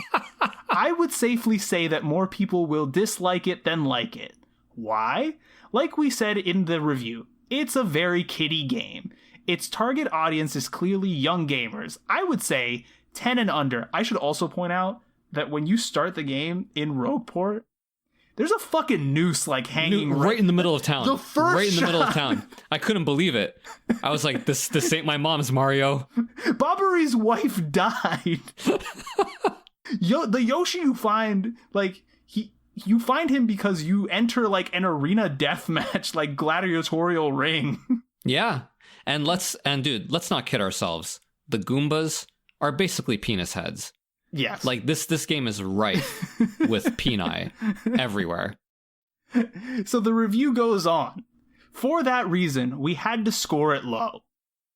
Remember, we aren't scoring games strictly on our personal opinions. We're also scoring them based on how much we think the gaming public will like them. We've all played games that we personally disliked and scored them well because we've known that most people will like them. And we've also scored games low that we love because most people won't enjoy them. I know. I'm not a reviewer. I've never professionally reviewed everything. I've never written for an outfit or what. This seems kind of insane to me. Yeah, it's not the best way, I think, of reviewing, which is trying to guess what people will like. Yeah, it's like, I just want to make sure that I'm opinion. Right. I never want to be caught having a bad take. Like, I never want to be ratioed on the internet. But then he has a reply to this, yes? Yes. Then this received a backlash, and he wrote a letter to a user saying the following. John, thanks for writing. There has been a lot said about the post I made in our forums, most of which, like your letter, is completely fair and valid. In a fit of irritation, I posted said message without really thinking about it, and have lived to regret it. Everyone here scores game based on their personal opinions. Did he not just say the opposite of that? He did. However, I will give him credit for just kind of handling everything in a civilized manner, which makes him an island on the internet. It certainly does, and I have mad respect for that. But the post continues. Everyone here scores games based on their personal opinions, not based on what we think the public wants to hear. If we scored based on what people wanted to hear, Paper Mario 2 would have gotten a much higher score, like a 9 or a 10. But that's not how we do things. What I meant in my message on our forums is that I thought the majority of gamers would feel like I did about Paper Mario 2. Disappointment once they got their hands on it. I didn't mean to imply that I thought about how the public would perceive a title when scoring it. I just meant that I thought those who agreed with my score would outnumber those vocal opponents of my score. I'm sorry to hear that this incident has caused you to distrust the magazine in any way. You shouldn't. Everyone here is honest and upfront about their opinions, and scores games accordingly. You can feel free to distrust me if you want, parentheses, although I think I'm being quite honest with you in admitting that I publicly screwed up, close parentheses. But don't let it spoil your opinion of everyone else here, the work they do, or the publication that we put out. Overall, not a terrible reply, but also like 100% backtracking on everything he said in the original post. I'll still give him credit for it. Yeah, I just thought that was really funny because I had no idea this was like a thing that happened with this game. And I think it's one of the weird things about game reviewing, right? Like, we've all had a game, I think at some point, that we love that a reviewer has just fucking destroyed. Yes. And we've been like, you're a fucking idiot. Like, I don't understand. Like, what the fuck is wrong with you mentally? But like, that's the thing about reviewing, right? Like, you're never going to please everybody. And somebody's always going to give you shit, no matter what game you're reviewing. You know, there's some poor guy out there who like crushed Devil's Third. And some people are like, I'm going to kill you. Like, physically will come to your house. Yeah. Death threats are given out like candy. Yeah. So overall, I thought it was a funny little interaction on this game, which, like I said, and I think we agree on this, like, I don't think it's the worst thing in the world that this game got a 6.75. Like, every other publication loved it. Like, who cares? You know? If anything, it makes me a little safer, in my opinion, that I'm voting with the majority, but it's not a unanimous thing. Yeah, So I'm not insane. Like, people really like this game, but there's also people who don't like it.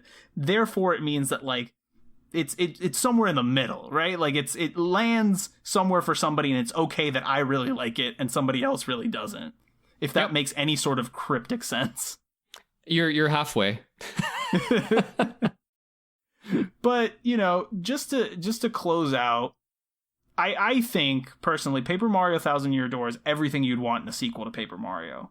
Everything you'd want in a sequel, even to, like, Super Mario RPG, if I may be so bold. I think it delivers where it counts. Not perfect by any means, but definitely has got, like, a lot to offer the people who want to play it. Most importantly, it's less than 100 hours, and we can all agree that is what we all want in life. Can you believe I took a little over 60 hours on this game? Yep. And I think, I'm not joking, I think about 10 of them were me sleeping. Because I sit in that dark basement, and it's, you know, I turn on the heater and it's warm in there, and I have a blanket. And like, man, there were many times where I could not play this game for longer than 20 minutes. And then I just You're fell really asleep selling for the an hour. fast-paced action and It's not a Paper Mario thing. This is a me thing, because same thing happened with Persona 4, and Persona 4 is one of my favorite games ever. But wow, did I ever sleep a lot during Persona 4? So I think in the vein of that, Paul, what do you think, like, in terms of Paper Mario: The Thousand Year Door? 1, I want to say just general thoughts. 2, has this game made you interested in checking out any of the other games in the series? Interested, yes. Realistically, I'm probably not going to play them. Okay. You know, I look at Paper Mario on the N64. No, I'm probably not going to take a step backwards for that one. The only thing it has going for it as far as interest for me is its relatively short length. Mm-hmm. And then the other Paper Mario games that we're going to talk about are so different from Thousand Year Door that for me, Thousand Year Door is almost a singular experience. That's fair. I kind of agree. It does stand, even within its own series, it stands alone for a reason that we're going to talk about very shortly. Yeah. With Super Paper Mario on the Wii. Continuing my love of insane naming conventions midstream of series. This makes so much sense. Super Paper Mario, it's the third one. Yeah, sure. And it's on the Super Nintendo. That's right, on the Super Wii. This is, 3 years later, actually a short turnaround, personally. I mean, I guess if Paper Mario came out in 01, Thousand Year Door 04, this makes sense in 07. This one, North America got first. So suck on that, Japan. See, I can dish it out to Japan as well. Or perhaps not dish out anything. Then I'd be boring. I want to be like I like the Game Informer people. Yeah, fair enough. That went really well for them. This one was one, and we talk about this a whole lot. This one was supposed to come out on the GameCube, Paul. This one was supposed to come out on the GameCube that it had a release date on the GameCube. October 9th, 2006.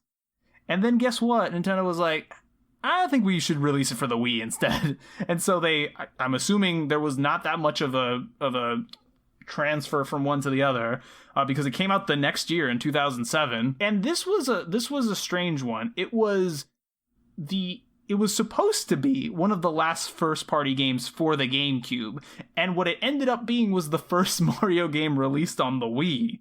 Yeah. Which I don't think is something that Intelligent Systems, Nintendo, or really the gaming public at large, expected.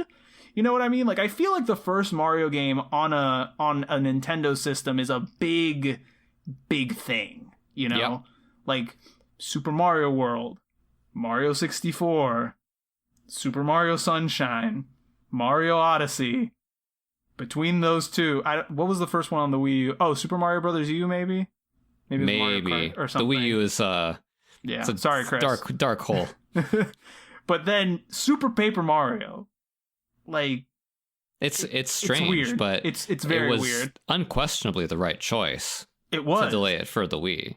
Yeah, I agree. I think it was, and you can even see how last minute of a decision this was, in that there's no motion controls for this game. Thank goodness. A Mario game for the Wii early on in development that did not have motion controls, and I agree with you. Thank fucking Christ, because I love the control scheme in this. It's basically just the Wiimote turned sideways. It's classic Mario action with a trigger, and it works really fucking well.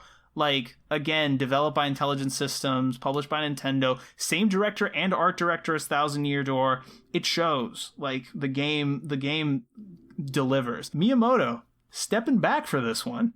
Enter Kensuke Tanabe, who I feel like needs to be appreciated more, you know? Like, I think Miyamoto hogs a lot of the spotlight when it comes to Mario, and Tanabe needs to fucking elbow his way in there sometimes. But this one, very different. And this is what I was talking about, is Paper Mario to Thousand Year Door, very linear progression from one to the other. After this, and I don't know, there's rumors, and I'll mention it a little bit later. I don't know if this is a Miyamoto thing. I don't know if this is a Nintendo corporate thing. I don't know if this is a development team thing. There's basically a mandate from this point forward that they don't want to rehash any ideas. So you're not going to get, from this point on, you're not going to get a sequel that sort of follows the same trope as the game that preceded it. They're all fucking different, and you can tell they're quite different. Yeah. So the gimmick with this one is the RPG knob gets turned down to like maybe a 2. Yep. The platforming knob gets turned all the way up to 10. That's a lot more focused on platforming. The combat is real time. There's no like turn-based combat anymore. And there's this new gimmick, which when I first heard of it, I was like, this is going to suck ass, because whenever they try to do something like this, it always fucking sucks and it doesn't work. The gimmick is you get to switch between 2D and 3D perspectives. Yes. And it fucking works. It really does. They somehow put in the, like, I think it's Tanabe who talks about it, how to design one level in this game was like designing 2 levels in a game, because they had to design it not only in 2D but also in 3D so they can hide the treasures and they can make it functionally work for the platforming when you're switching back and forth. And you can pretty much switch back and forth at will. So, you know, it's not like there's designated areas that we've lovingly crafted for you to be in 3D, like within this box. You can, within reason, you can switch pretty freely back and forth, and it's pretty smooth. Like, the transition is not, it doesn't make your Wii sound like it's fucking jet engine taking off. It works, you know. And also they got rid of allies, no more allies, which I was very sad about. Instead, what you have is 4 playable characters. So you get Mario, you get Peach, you get Bowser, you get Luigi. Stoked. This is the Doki Doki Panic of Paper Mario games. Peach floats, and she can get into like secret areas and stuff. Luigi, very high jumper. Bowser breathes fire. Mario, he gets the little pixels that help you like pick up stuff and give you other abilities. Yes. And that's the other gimmick, is as you progress and beat bosses, you unlock these little creatures, fairy-like creatures called pixels, and they'll give you different abilities that you can use to, like in other Paper Mario games, solve puzzles, overcome obstacles in the overworld. I guess they're your allies, but I wouldn't call them that. Functionally, they're just abilities with like faces. Yeah. Now, here's the thing that really fucking took me by surprise. 1 was how good the 2D 3D transition worked. 2 is how good the combat felt, and if you've seen any of the boss fights, they look really cool. I don't know if you've seen there's this boss fight that's a flying dragon that sort of no, I haven't seen that one. It's this flying paper dragon, and it comes at you, and the way you fight it is you switch to 3D so you can climb on its back as it's flying through the air. You climb up to the top of it, and then you start attacking it. He'll eventually knock you down. You have to do this a couple times. Very Shadow of the Colossus vibes. Nowhere near that epic, but like I kind of see the similarities here. The third thing was the story. The story was very good. Very, very good. I had heard people talking about it before, and I was like, I don't know, man. Like Thousand Year Door is a very high bar to clear. I don't think Super Paper Mario clears it, but it gets fucking close. Like, it's a much darker story. Yeah, I've heard people say it's just flat out better. Flat out better than Thousand Year Door. And to be fair, I don't really... Thousand Year Door, plot-wise... You know, we're not breaking any new ground here. It shines on the strength of its characters and script, right? Whereas Super Paper Mario is a bit more rich thematically, from my understanding. I haven't played it myself, but I don't want to spoil anything, because this is one that, like, it's one of those where I'm like, just play it. It's shorter than Thousand Year Door. Way shorter. It's like 10 to 12 hours or something like that. It's not very long. You should play it. The story is really good. The villain is excellent. Like, and it goes some dark places. It like explores some themes that I was like, Mario, what the hell is going on here? Like, I'm not a platforming guy. It's not really my bag, but I think I'm probably going to play Super Paper Mario. Like, if I'm going to pick one Paper Mario game to play after Thousand Year Door, this is probably the one. You know, it looks light and breezy. It's colorful. It's funny. Yep. It's really, like, it looks really good. I was very surprised. I had never ever, until we started talking about this episode, I'd never really given it a second thought. Yeah. Especially because it's such a departure from Thousand Year Door. Like, Arnie, what do you think of that? Because, like, all these games that we're going to talk about, they're all going to be very different from each other. Sticker Star and Color Splash are fairly similar, but you know, they are largely kind of reinventing themselves each time. Like, what do you think? What do you want? I think my problem with it is that it has worked. And this being said, I have not played Sticker Star, Color Splash, or Origami King. I have Origami King. I want to play it. Oh, I thought you'd have played it. No. I didn't get a chance to. But the thing about it is that on the whole, it's easy for me to say, like, no, I don't like it. No, I wish they had stuck with this, you know, the what they were doing with Paper Mario, because overall, I think as an individual, I would have enjoyed it a lot more. I liked what they were doing. I was enjoying the games up to that point. Like, for me, there was no reason to reinvent the wheel. That being said, the first time they did it, they fucking nailed it. Like, it's a really good game. It still feels like Paper Mario in a different way than Thousand Year Door did, but it was really good. The problem is, every other time they've tried it after that, it hasn't fucking landed. You know? We'll get to that, but I agree. So it's a really, sorry, go on. No, I was just gonna say it's tough. And one thing we didn't really talk about is the other branch of the Mario RPG tree, which is the Mario and Luigi games, which is Alpha Dreams. And the reason I bring that up is because what it kind of seems that happened here is that as Paper Mario went on, initially with Paper Mario and Thousand Year Door and the first couple of Mario and Luigi games, they were both kind of doing similar things in different ways. They were both RPG focused. Paper Mario had a little bit more of the platforming elements than Mario and Luigi did. But as they went along, it seems like Mario and Luigi sort of became the default RPG spin-off. And Paper Mario was sort of left trying to find its own identity. Like, sort of trying to be like, okay, well, what's the niche that we can fill? Because right now we're sort of stuck halfway between not being a platformer Mario and not being the RPG Mario. Yeah, so and you can't have more Mario RPGs than platformers, right? Yeah, well, that would be ungodly. Like, but you really can't. I know. For you and I, it's like, oh no, more RPGs. That's terrible. But I mean, for Nintendo and for optics, because Mario is primarily the platforming king. Yeah, you know, you just can't have the RPGs outnumbering the platformers, and you're right. It is tough. It is tough because, like, look, I mean, oh my God, Arnie, on this show, like, almost every episode, we poop on developers and publishers who are constantly regurgitating the same things over and over, and you know, it's one thing when you do it with a sports game. We're all kind of used to that, but you don't want to be Mega Man 5 and 6. Yeah. You know what I mean? And I think if we had continued, not that those are bad games, but like, you know what I'm saying? And I think if we had continued down the path of just doing Thousand Year Door over and over, that's probably what would have happened. And we probably would have pooped on them for that. And then Sticker Star comes out, which we're going to get to.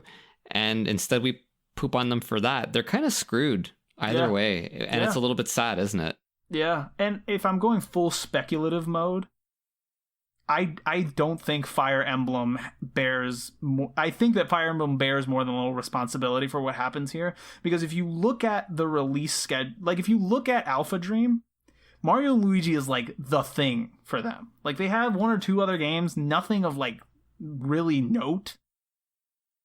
Mario and Luigi was the thing.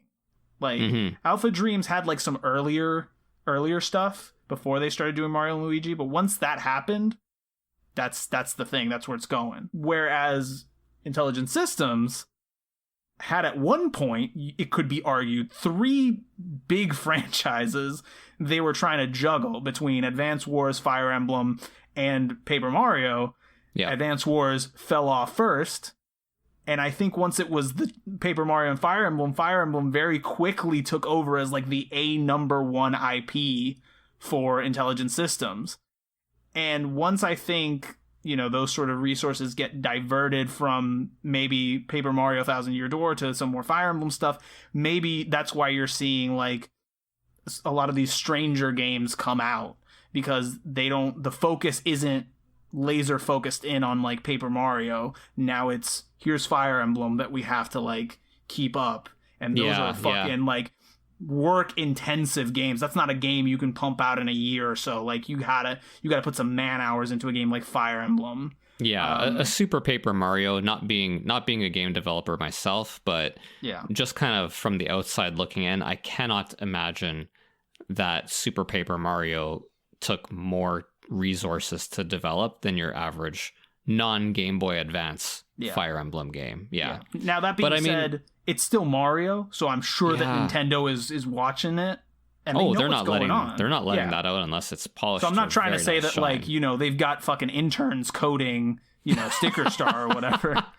But I think it's hard for a company like that to keep all of its IPs at like, you gotta give more love to something at some point. Yeah. Like you gotta manage resources, right?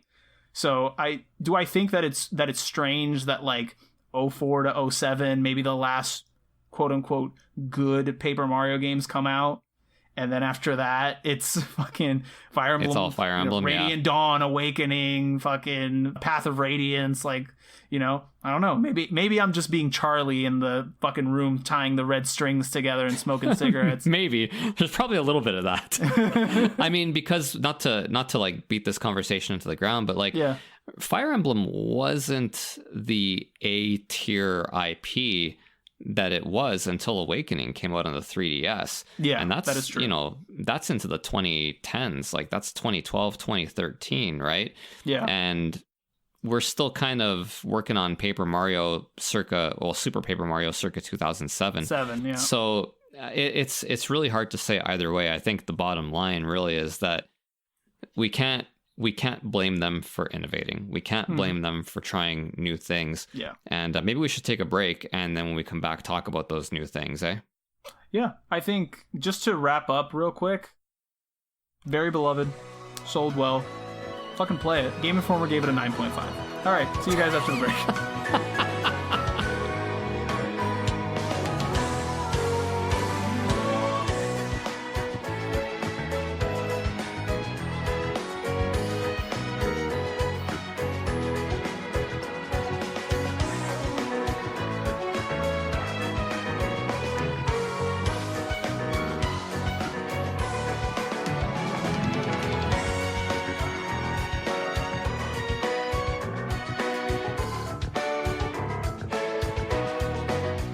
We are back, folding ourselves into various origami shapes to go talk about the last few Paper Mario games. I kind of lost track of the series for a while, and when I was doing research for this episode, I was like, there are 6 mainline Paper Mario games. And I was like, what the fuck? Since when? I know, right? But yeah, so following 2007, there's a long sort of lull in Paper Mario world until 2012, when the 3DS classic Paper Mario Sticker Star is foisted upon us, is released onto the masses in all its glory. All these games developed by Intelligent Systems, published by Nintendo. I shouldn't even have to say that anymore. If you're lost, like look it up on Wikipedia, I don't care. Sticker Star, it's notorious. I have not played it. Ozzy will particularly be happy to know that Shigeru Miyamoto insisted that the gameplay for Sticker Star be distinct from previous entries, which led to a focus on gameplay and combat at the expense of story and writing. Oh boy. Everything I've heard about Sticker Star has not been great. Like, it's one of those games where people are like, if you liked Paper Mario, you probably aren't going to like Sticker Star because it's just too damn different. But if you've never played one, and this one's on the go, which I thought was really cool at the time, I was like, oh, Paper Mario on the go, like, fuck yeah. Now everything's on the go. I don't care anymore. I can play. I can find some emulator that'll let me play 1,000 Year Door on the go. But this game removes some of the RPG elements like level progression. And it, even with the focus on combat, people's biggest complaint seems to be the combat is very uneven in like the worst way possible, in that standard encounters are stupid easy and only serve to like waste your stickers, and boss encounters are insanely hard and will kill you several times. Yeah. And that's probably the most annoying configuration I could possibly think of for a video game. So I can see what the problem is here. It's really kind of a poor design choice, because you've created a system where you have a finite amount of stickers. You need the stickers to attack. Yep. You cannot attack if you don't have stickers. If you run out of stickers, you can still spend coins and then get a random sticker and hope it's the correct one that you need. Yep. But you have a system where you have this finite amount. You need them in order to attack. And yet, in the battles, the only thing you get is coins. When you win, with which you can purchase more stickers. and that's it. So it's kind of this treadmill of non-progression, such that combat kind of becomes pointless. Yeah. There's literally no reason to ever get into a fight outside of boss battles. Yeah, other than, hey, I enjoy fighting in this game, which, is perfectly reasonable. Like, there is something to be said for a resource management mini game, which is kind of what the combat is. What is the most efficient way I can beat all these monsters? How can I use the fewest stickers? And if you enjoy that, great. I'm not even joking when I say it. That sounds kind of appealing to me. The problem is that you're just not getting rewarded at all. Yeah. And with regards to the boss fights, another kind of unfortunate thing, and this carries over into Color Splash for the Wii U, where you need a specific sticker to beat the bosses. Each boss has a specific sticker that's required, and if you don't have it, then you're screwed. And oftentimes you don't know that you don't have it until you fight the boss. Until you're getting your teeth kicked in by the boss. Exactly, right? Like, you kind of fight for a little bit, you weaken the boss, and it's like, oh, you need this, what they call a thing sticker, a sticker that represents an object. Yeah. And then it's like, well, I don't have it. Yeah. So now I just have to kind of take my game over and go look for it.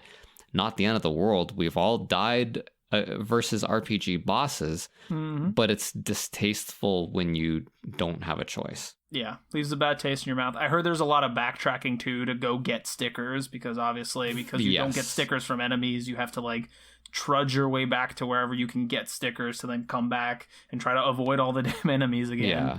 And I mean, as someone who hasn't played it, and so you got to take my opinion with a grain of salt, but from the footage that I saw, there is no shortage of stickers. It appears to me that there is no shortage of stickers in this game. You've probably done something wrong if you've run out of stickers. But at the same time, like, that's to me just never been a fun game mechanic. Yeah. Like, we're going back to the 80s with computer RPGs where they have a food system, and you have to, like, some Ultima games were like that. You have to have food, and then if you run out of food, you start taking damage. Yeah. Guess what's not fun? Keeping track of food, right? I already have to do that in real life. No, thank you. So it does kind of remind me of that, and it is a little bit of an unfortunate design choice, because otherwise, I don't know. Otherwise, the game looks like a typical kind of paper.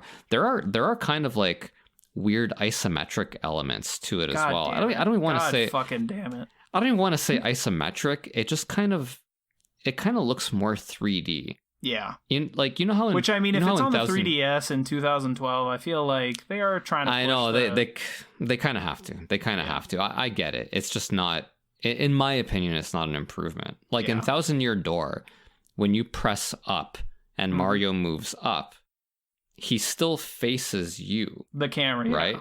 Yeah. But in Sticker Star, when you press up, Mario actually turns around and you see his back. Yeah. And I don't know, man. There's something about that. The charm is just kind of missing. I know it's a small gripe, but like, for a game that we have nothing but gripes for. Yeah. Yeah. And, other than that, also no allies because it was too complicated to implement with the new sticker mechanic. And the sticker mechanic was the thing, right? Like, that's the one thing they're like, this is the raison d'etre for this game is to have these fucking stickers. Pause right there. To have these fucking stickers. Okay, yeah, sorry. Christy just got home, so I had to let the dog out. Okay. Anyhow, yeah, so the whole point of this game is these stickers. These fucking stickers. And so what happens then is if, like, you have to sacrifice everything else around it in service of this Moloch-like being that is the sticker mechanic that is just devouring everything, but not delivering anything back to the player in any meaningful way that makes it so, like, yes, it was worth not having allies or a much, like, threadbare story because this loop of gameplay is just so fucking good. I mean, despite that, it reviewed well and sold like 2 million copies, so what the fuck do we know about anything? I mean, it's still a Mario game, right? So I guess game. I mean, there is kind of an underlying level of quality in spite of the questionable mechanics It's one of these things where talking about sales is it's always weird. And I use it only to highlight certain things. And obviously not to talk about the quality of a game versus anything else, but especially with Mario games, especially with Nintendo stuff, it feels like that extra bit juice, right? Like Super Paper Mario sold like 4.2 million copies, the best selling game in the franchise. But how much of that is the fact that it's one of the first games on the Wii, which sold 150 million units? Like, it's like 80% of the reason, right? Versus like the GameCube that sold like 20 million. Yeah. You know what I mean? Like, so it's one of these things where, like, what do these numbers even mean anymore in terms of, like, this franchise or these games? It's like, it's Mario, right? So there's like a subset of people who are just going to play it. Sure. The niche and it makes a great gift. And it does, absolutely. You know what I mean? If you don't know what to get someone who's into video games, Mario is a very safe bet. Yep. So you see Paper Mario Sticker Star, and why not? Paunchy Italian plumbers are everybody's, ideal. Absolutely. And the sales numbers, like, and then you have the Wii U one, Paper Mario Color Splash, which probably did not sell nearly as well. It sure didn't. It came out in 2016. This I only note because Japan got this game after Australia. Wow. It has to be a first. I mean, to put it in context, like, this game was released worldwide within a week. So I think, like, North America got it first, and by the time it got to Japan, it had been like 8 days or something. So it's not like crazy, but like Australia got it first, man. Like, how many times does that happen in the history of video games? I would bet maybe twice. Maybe. And this game, again, sort of follows the Sticker Star mold a little bit, focuses on paint now. So paper, paint, it tracks. Chris will be happy to know, even though he's not on Twitch listening to us anymore, he'll be happy to know that this game was specifically designed to take advantage of the Wii U gamepad. They weren't like, oh, let's just put a game on the Wii U. It's the thing we got out there. Like, no. This is going to be a Wii U game, motherfucker. Yeah. Like, this is it. You got this gamepad.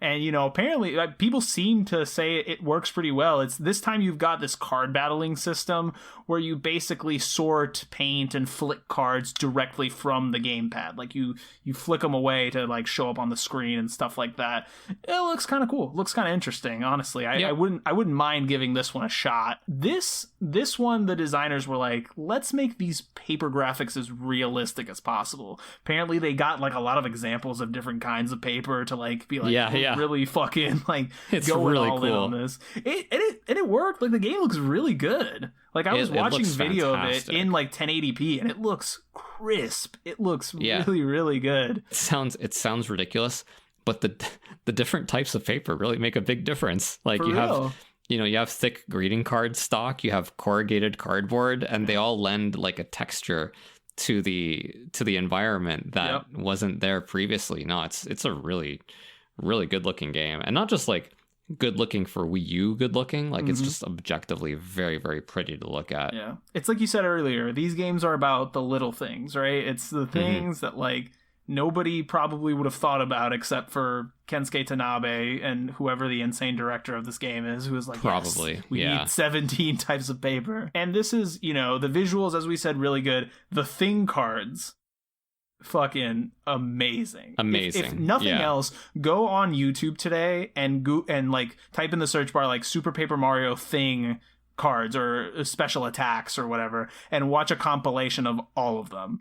They're so good. So bonkers. And like Paul has explained before, the thing cards are basically representative items in the world.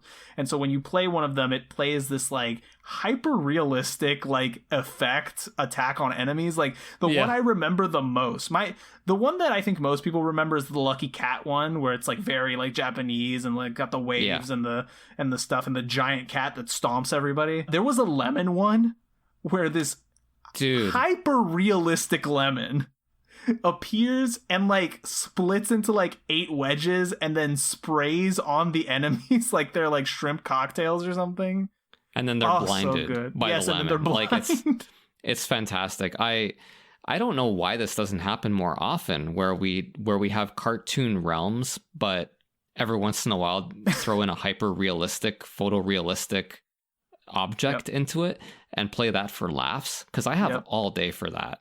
Like the breakdancing piggy bank was oh so my good. God, the moonwalking piggy bank, like it's so good. The fire extinguisher, like the fire, it looks so realistic. It's completely my thing about out of the fire place extinguisher too is that it like teleports them to like this burning metropolis. I know. And then the giant fire extinguisher appears on the roof of the Nakatomi Plaza they're on.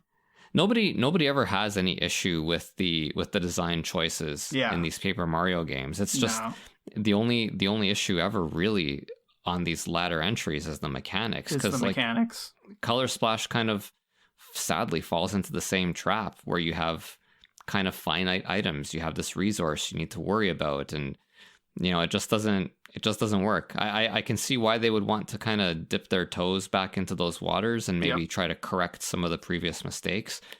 But, it's probably on balance. Still a very fun game. Oh, yeah. For many reasons. It's just that the game part of it seems to be something you have to deal with instead of like enjoy. Yeah. Anytime you take away rewards from combat, it's rough, man. And I think what we see here is this continued effort by Nintendo to sort of shift away from like repeating ideas. And this is a quote that I saw of an interview that I thought kind of shed some light on this. It says, Shigeru Miyamoto, the lead designer of the Mario franchise, insisted that only characters from the Mario franchise should be used in Color Splash. And former Nintendo CEO Satoru Iwata suggested that the philosophy of development was, when you're limited, that tends to bring out greater creativity. One of the main implementations was changing the color of Toads to represent a personality. When creating characters, the major emphasis went towards Toads and other familiar characters in the franchise, yet still keeping variety and interest. Listen, I love Iwata. I fucking think he's so fucking awesome. R.I.P. Like, we're missing a legend right now. I just don't agree with this philosophy of when you're limited, it brings out greater creativity, in the sense that like there's a difference between actually being limited and having to work within those constraints and being artificially limited by somebody telling you, even though we have these things at our disposal, you can't use them. Personally, I think I agree with him and not you. Okay. I do think limitations, they accomplish two things, really. They cause people to think in unconventional manners, and they help you get stuff done, because you're not faced with an infinite realm of creative possibility, and you have a game that's 75% complete, and then you're like, ooh, what if we add this, or ooh, what if we add that, right? Like that's how things take forever. So I do agree with him. However, I agree with you in that, perhaps different colored shirts for Toad is not the goal of limiting our options. You know what I'm saying? Like, goddamn it, let me make a stupid character just to be like the one NPC maybe for this area. Exactly. Like there are some limitations that are probably pretty good, and then there are others where perhaps you're hamstringing yourself a little bit too much. Yeah. And yeah, a different colored shirt for Toad is not what everybody's looking for. Yeah, and I think a lot of people tend to agree, given the fact that when this game was revealed, not released, the other R word, revealed, yeah, it immediately had like a huge backlash. They started a petition to cancel it after it had been revealed. It's amazing. And it got like 1,700 signatures. Amazing. Well, yeah, people have lots of free time. Yeah. What I mean, to be fair, right? They also made one for Metroid Prime Federation Force, and you know, maybe I don't feel as bad about that one, but still, that's just rude, man. Like, let the thing come out at least before you shit on it. I read some of the comments on the change.org petition, and people were fucking outraged back in 2016 about this. Well, people were outraged, and the problem as well is that it came out on the Wii U, which was already an unsuccessful console. Yeah. And so it's really kind of, it's easier to kick someone when they're down rather than when they're standing up and fighting. You know what I mean? So yeah, a Paper Mario game on a failing console, because this is well into the Wii U's lifespan, I believe, is when this came out. 2016. I mean, the Switch came out the next year. Yeah, exactly. So, yeah, it's not exactly going to be greeted with open arms. Oh, this is the savior. It's like, no, it's actually not. And we already know it's not going to be. So, yeah. I mean, anyway, you know, mixed to positive reception. Like, of all of them, I think this might be the worst reviewed one. It's between this and Sticker Star, I think. I'm not surprised. And frankly, it's just a better game than Sticker Star. I would probably say so. deserves better. But it has that Wii U stink on it, and I wouldn't be surprised if that was something that hurt it. Yeah, and like you said, Paul, did it sell well? Well, it was on the Wii U, so yeah, exactly. Automatically limited. Make your assumptions based on that. So then we come to our final game, Paper Mario: The Origami King. This one, 2020 on the Switch. So 4 years. They seem to like these 3 to 4 year increments for these games. Yeah, it's not bad. I mean, ask a Metroid or an F-Zero fan how they feel about it. They'll fucking tell you. You know, here, apparently the focus for the development team was innovation. They wanted to innovate. So when I read that, I was like, man, this could go either fucking way. Like, but they were like, the combat features is completely different. This time it's more of a puzzle. I actually want to try it. I want to see how this combat system works, because the way they explain it is, and I've seen it, it's a board. It's like a dartboard where everything is divided into sections, and the player can spin the sections around to line up enemies for extra damage or set them up in certain ways for attacks. And I think the philosophy behind it, from what I read, was that they wanted a system where enemies could surround Mario. And I think it does look kind of cool when you look at it. You open a battle and he's just like surrounded on all sides by all these enemies, and then you sort of like maneuver your way to victory. Is it fun? I don't know. I think people have had mixed reactions on it, but it's been better received than, Color Splash or Sticker Star. So it seems like they're trending in the right direction as far as that go. Also features more of an open world format. Another thing I'm very curious about. They sort of said their philosophy behind this was, we'll make it open world, but we always want something to be within the eye line of the player for them to do.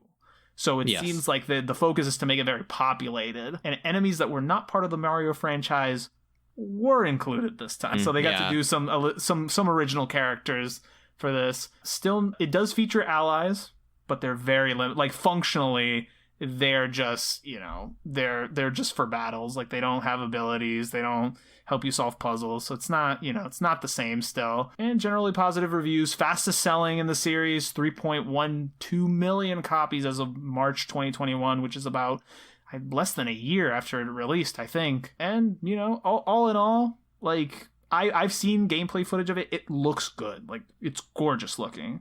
But the same could be said for essentially every other game in the series.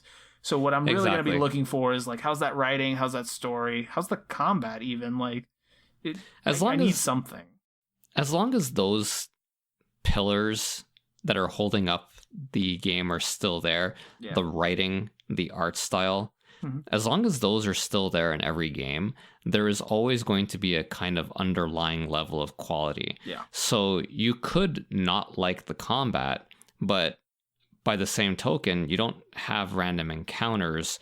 So it kind of is a little bit less painful. You can, although to be fair, it's not a stealth game either. You shouldn't be having to avoid enemies in order to have fun with it. Yeah. But anyway, the point is that it's not just combat for these games that makes them special. It's the writing, it's the visual art style, and I think as long as we still have those pillars to stand on, then you will at least get some enjoyment.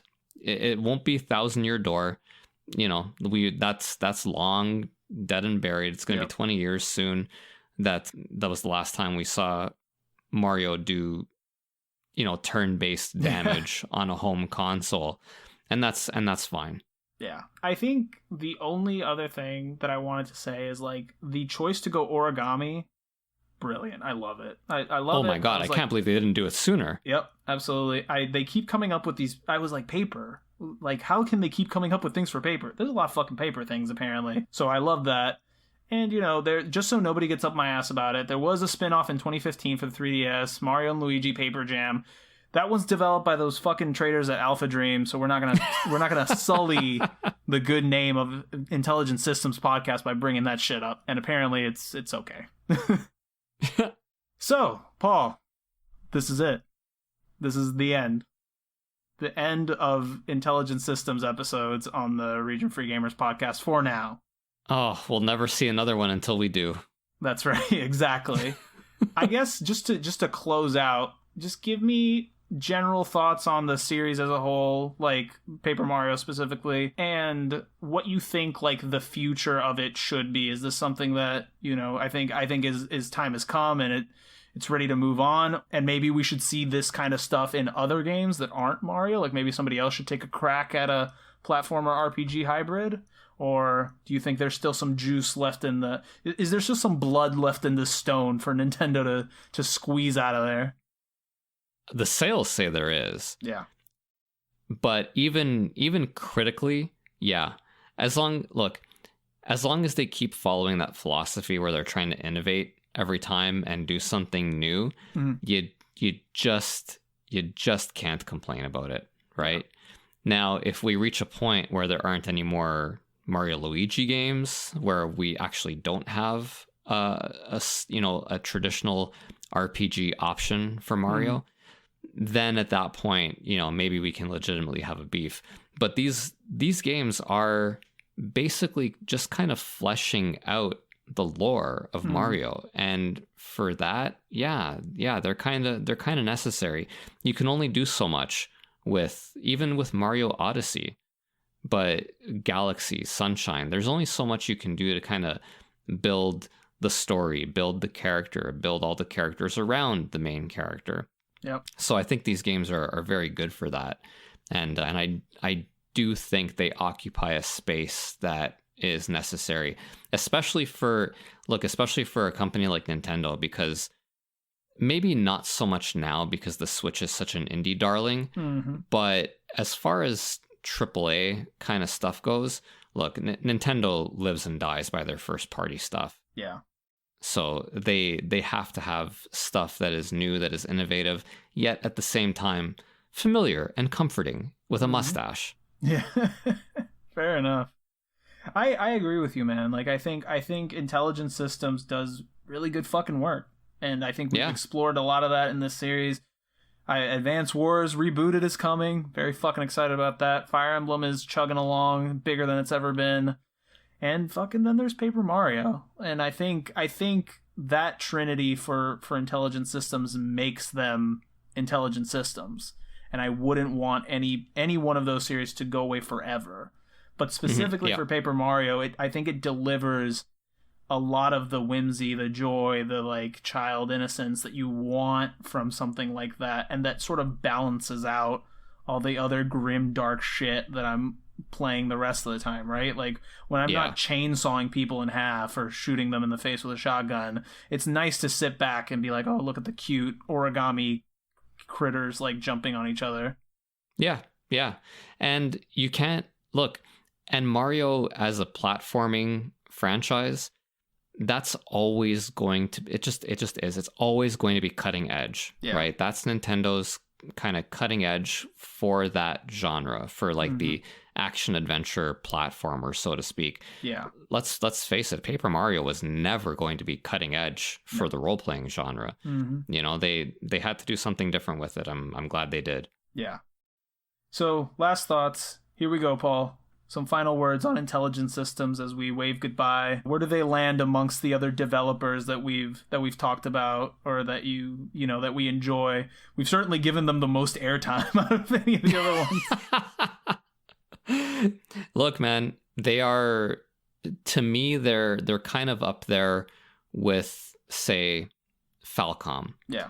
Except Falcom, I think, has a higher degree of difficulty because they're not like a first party only, sort of subsidiary, so to speak. They're kind of out there on their own, which is always a little bit riskier and more difficult. But they have, they have a thing they're good at. They have a few things they're good at. They have a particular style. Yep. And it serves them well, right? For as much as people want to perhaps complain about the different styles in these Paper Mario games, Intelligent Systems will always bring a baseline level of quality, and you can always kind of know what to expect there. And that's important, man. I used Falcom as an example. Falcom is very much the same. Like when I play a Falcom game, I know what I'm getting. Yeah. And for that, I would put Intelligent Systems up with just about any, RPG kind of RPG developer, really, because that's basically what they're doing. Super Paper Mario aside.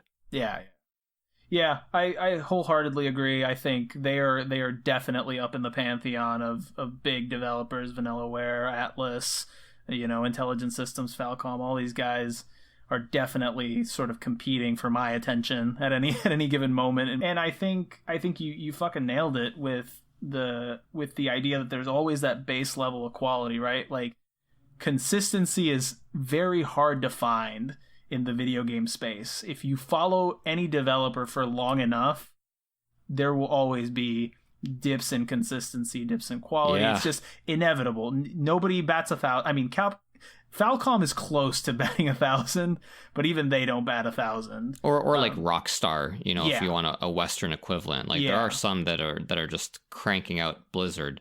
Yeah. They crank out hit after hit, and that's all well and good. But that's not how it asks BioWare, right? Yeah. Like that's not how that's BioWare, not how it always Bethesda, works. EA, Ubisoft, like lots of turnover, lots of new staff, different vision, and then suddenly poof.